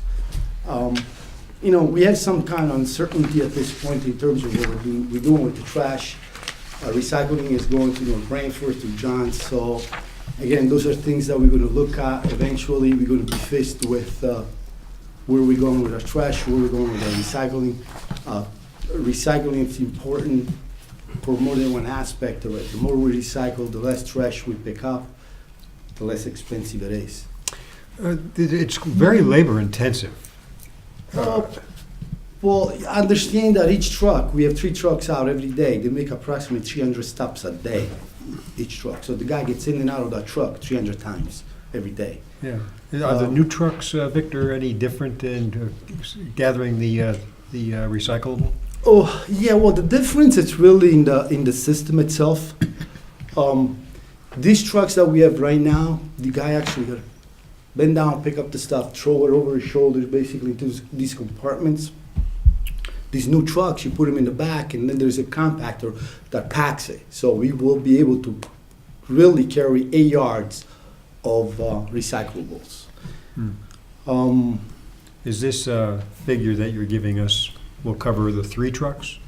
8 yards each truck. And the 300, what is it, 330? Yeah, that will cover all 3 trucks. These are That'll cover all. smaller trucks. Again, not, the trash trucks are 32 yards. This is an 8-yard truck, so it's smaller, it's quicker. And I think that's what we need to move forward with our recycling. It's one of my main concern at this point. As you can see from these pictures, I mean, we're stabling these guys together to keep them on the road. We've been lucky for the last 3 years. We'll agree. So, any more questions about recycling?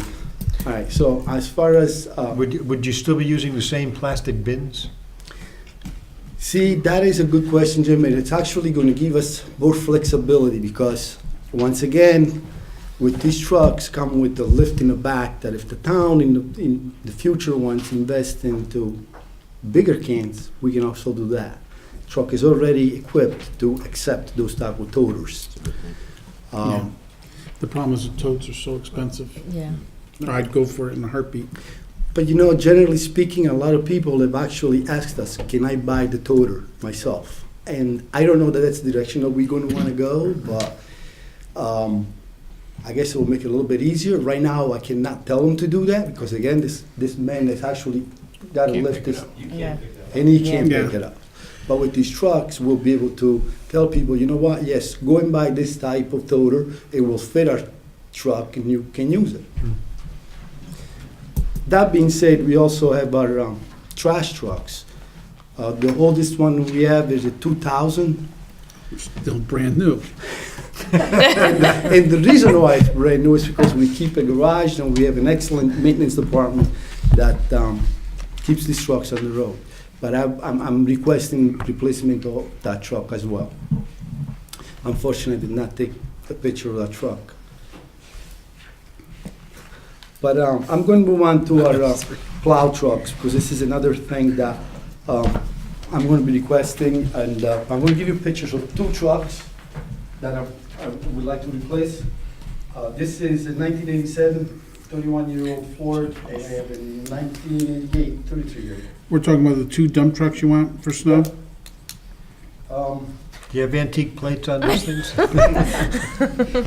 I mean, that's where we are. And these trucks actually right now look are much better in this picture because of, we have cleaned them out, we keep on cleaning them out. And Now, you have received some trucks from us in yes, I last... last year I got 2 trucks. Yeah.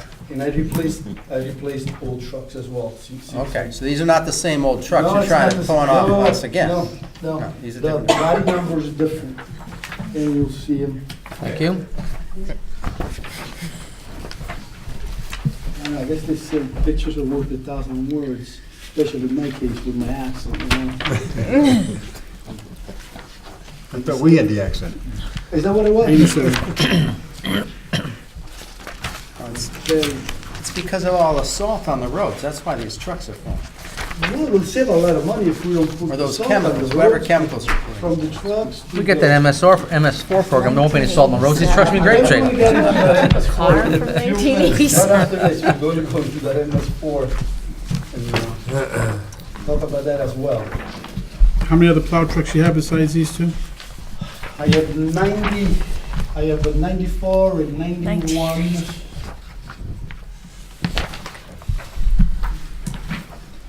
Okay, everybody. Just two other trucks? Yeah. I think I have 369, 369. Now, how many, forget the replacement, how many, not counting these two you want to replace, how many trucks would you have, do you have on the road today? 11 trucks. 11 plow trucks? 11 plow trucks. Frame is broken. All right, now, somebody mentioned MS4. We are part of that MS4. We are required by DEP to, we have approximately 3,600 storm drains, catch basins in this town. We are required by DEP at this point to clean at least 500, minimum 500 a year.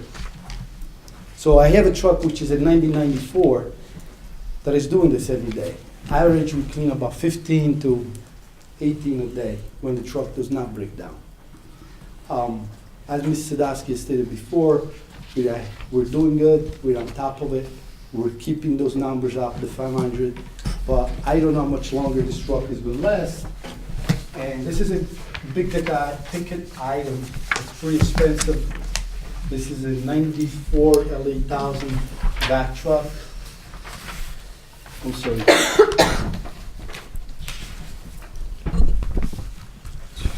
These things are not cheap.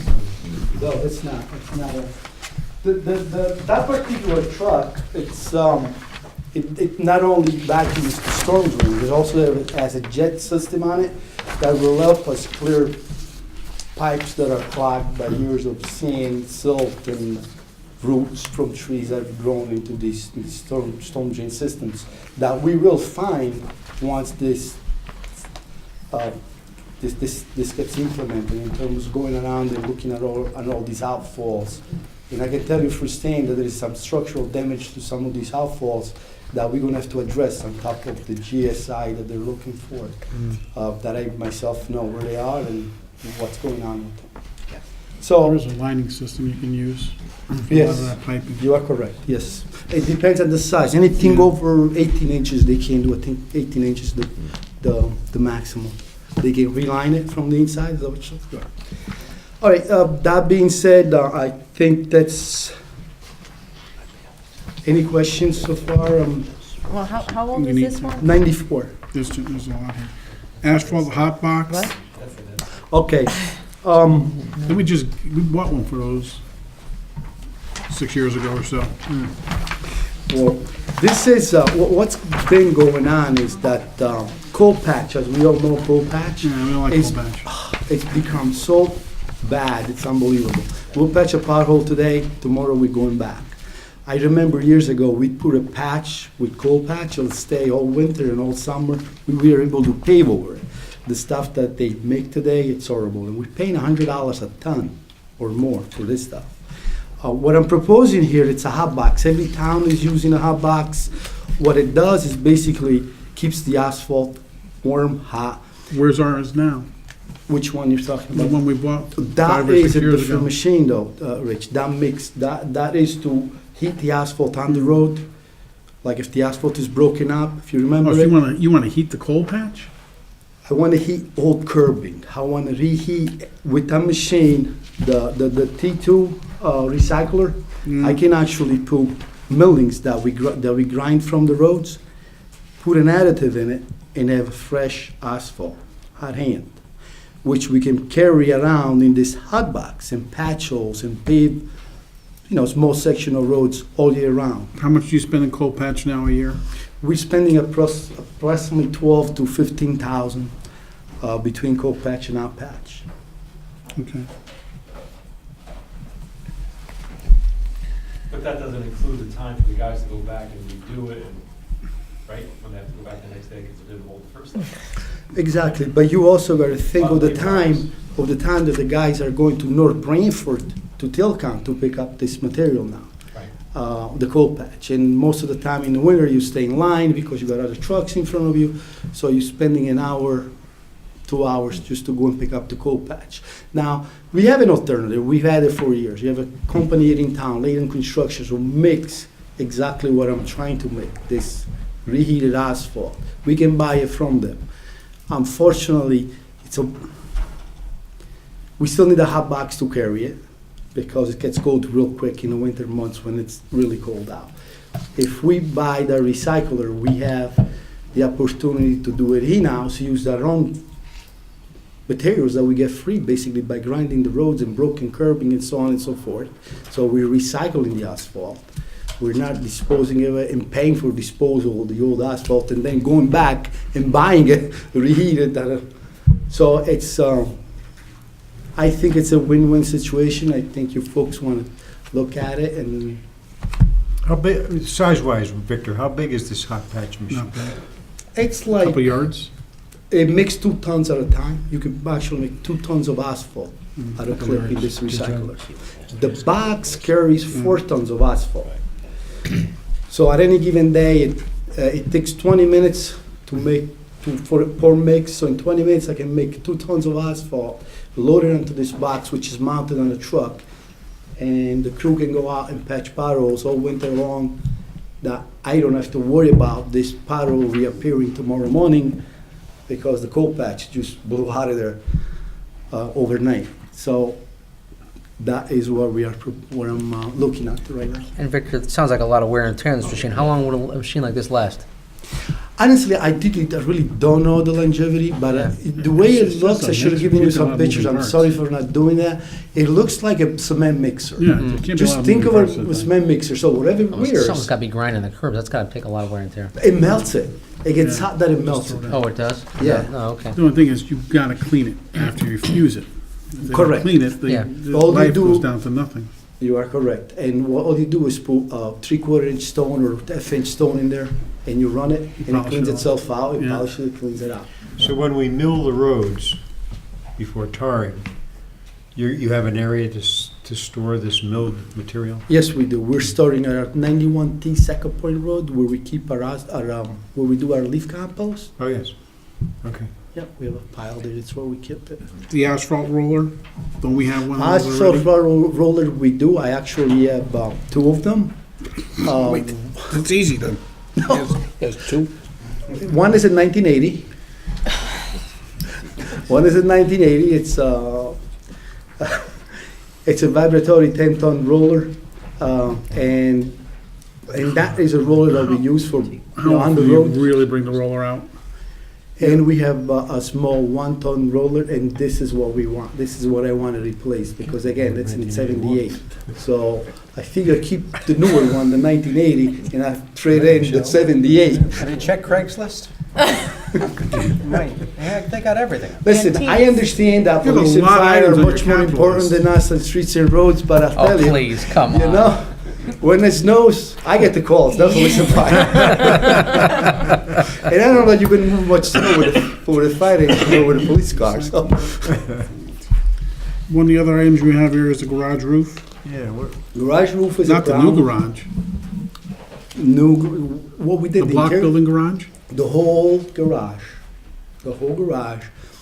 It's one of No, those not the new one. stone. He means the new one that was built like Oh, no, no, two no, no, couple no, years no, ago. the Not the Butler brick and building. mortar Not the building. Butler The building. block Yeah. building, you're Right, right. the brick and mortar building. Yeah. That building right there is a roof that it's over 40 years old. Is it flat or? is it It's a roof? flat roof, hot tar with river rocks on it. And what's happening right now is when there's a crack in it, water goes in there, we patch it, come summer, the heat, vapor expands the water under there, creates another crack. So we're basically battling this on an ongoing basis right now. We need to replace it. As you know, we have a new lunchroom and all that good stuff. We're getting water into our ceiling panels that we are replacing. It's going into, wires and stuff. They set off our fire alarm a couple of times. filled with water. So we need to do that. And staying on the garage, maintenance garage, I need to replace the concrete floor is all. I need to get that replaced. It's in there for approximately $26,000. I got an estimated cost. Concrete floor maintenance garage. That's it. And what's the matter with But the floor? the roof, It's moved? It's like, over the years, they patched it, so it's all, that's something in your, maybe you should take a look. That's something, It's okay. that's right in your type of business, right? If you want Italian tile marble floor, you're the right guy. You can't afford me. I was thinking of that terrazzo. I was thinking of that terrazzo. Yeah, put terrazzo floor in. So what's your plan on patching it? How are you gonna patch it? Planning on digging it out, remove it, and pour a new floor. How many square feet? I tell you, I don't know the exact. I will be giving you the wrong information. It's just the center bay of the garage So that it's, needs to do be you done. have drainage problem underneath this? Do you have No. draining around the No, building? there was an old lift there, one of those old car. Oh, so it's just truck one lifts. area of the garage? It's just one area. It's not the whole garage. No, it's the center bay of the maintenance garage. Oh, and it had a little pit in there or something? Is that what you're saying? Or just a lift? Okay.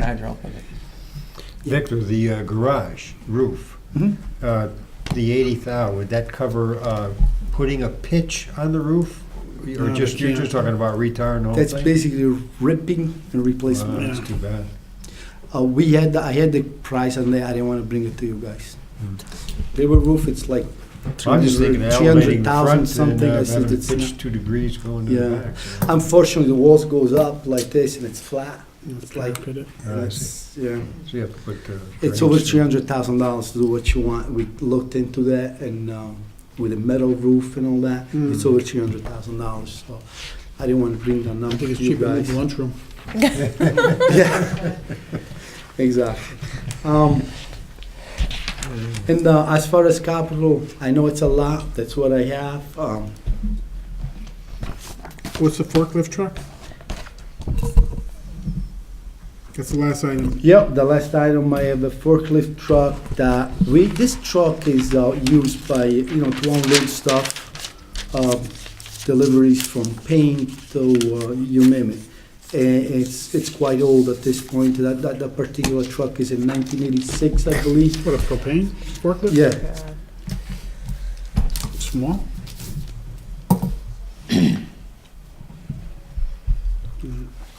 it's not my top, that's No, why the it's at the Packers- bottom The Packers there, should but be, the recycle trucks, I assume, is your first priority? my recycle trucks. I need to replace the recycle trucks, I need to replace the trash truck. and Followed by ultimately- your plow trucks? Yeah.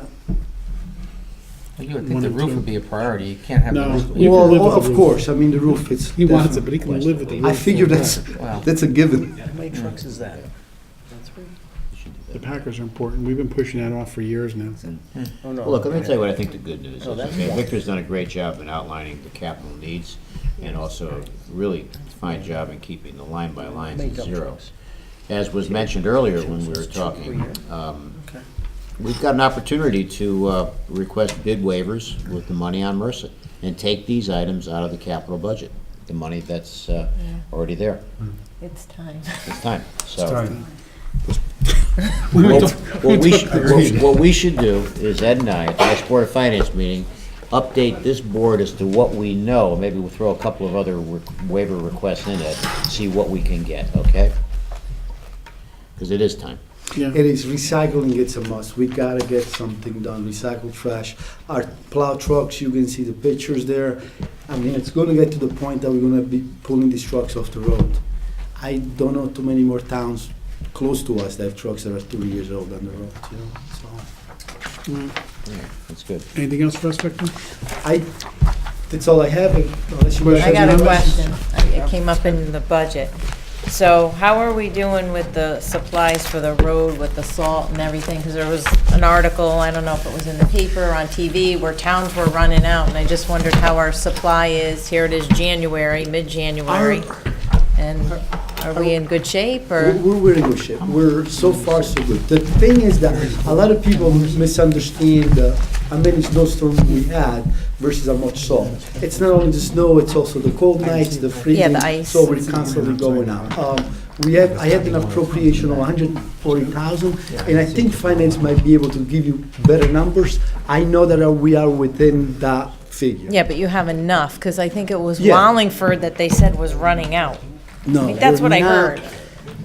Yeah, no, we're not, as far as supplies you're talking? Yeah, I'm talking No, we supplies. have, what I do is every year, we go on the crack bed for treated salt. I also go on the state bed for non-treated salt. That's our backup. If something happens, like it happened, I think it was 4 years ago, we were not able to get treated salt, and we ended up going on the state bed. So I keep both going, and it works fine so far. For the past 4 years, it's been working great.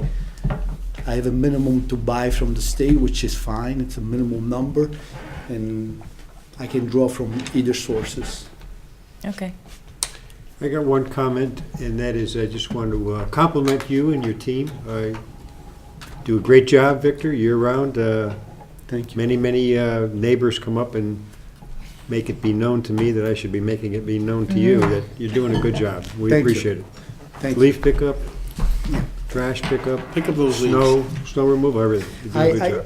I thank you for that, Jim, and I don't know if you guys, I know you all live in town, but the last snowstorm that we had, our sanitation crew went out at midnight.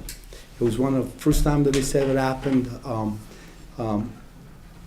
and it was great. I mean, it was suggested by the guys themselves, and Victor, what do you think?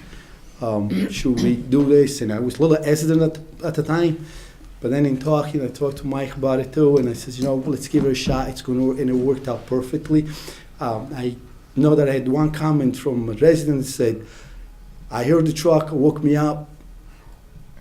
All I can tell you is I woke up the next morning, my trash was gone, my street was plowed. Unbelievable. Must have been the recycle truck. That's it. So the brakes on a recycle truck always wakes you up.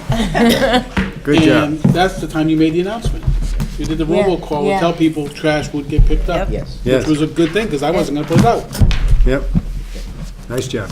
We're good? Thank you. Thank you. Thank you, Victor. Thank you, guys. Kelly, we're out of here.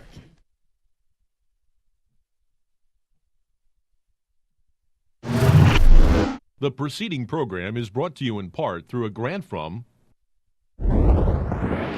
the town of North Haven.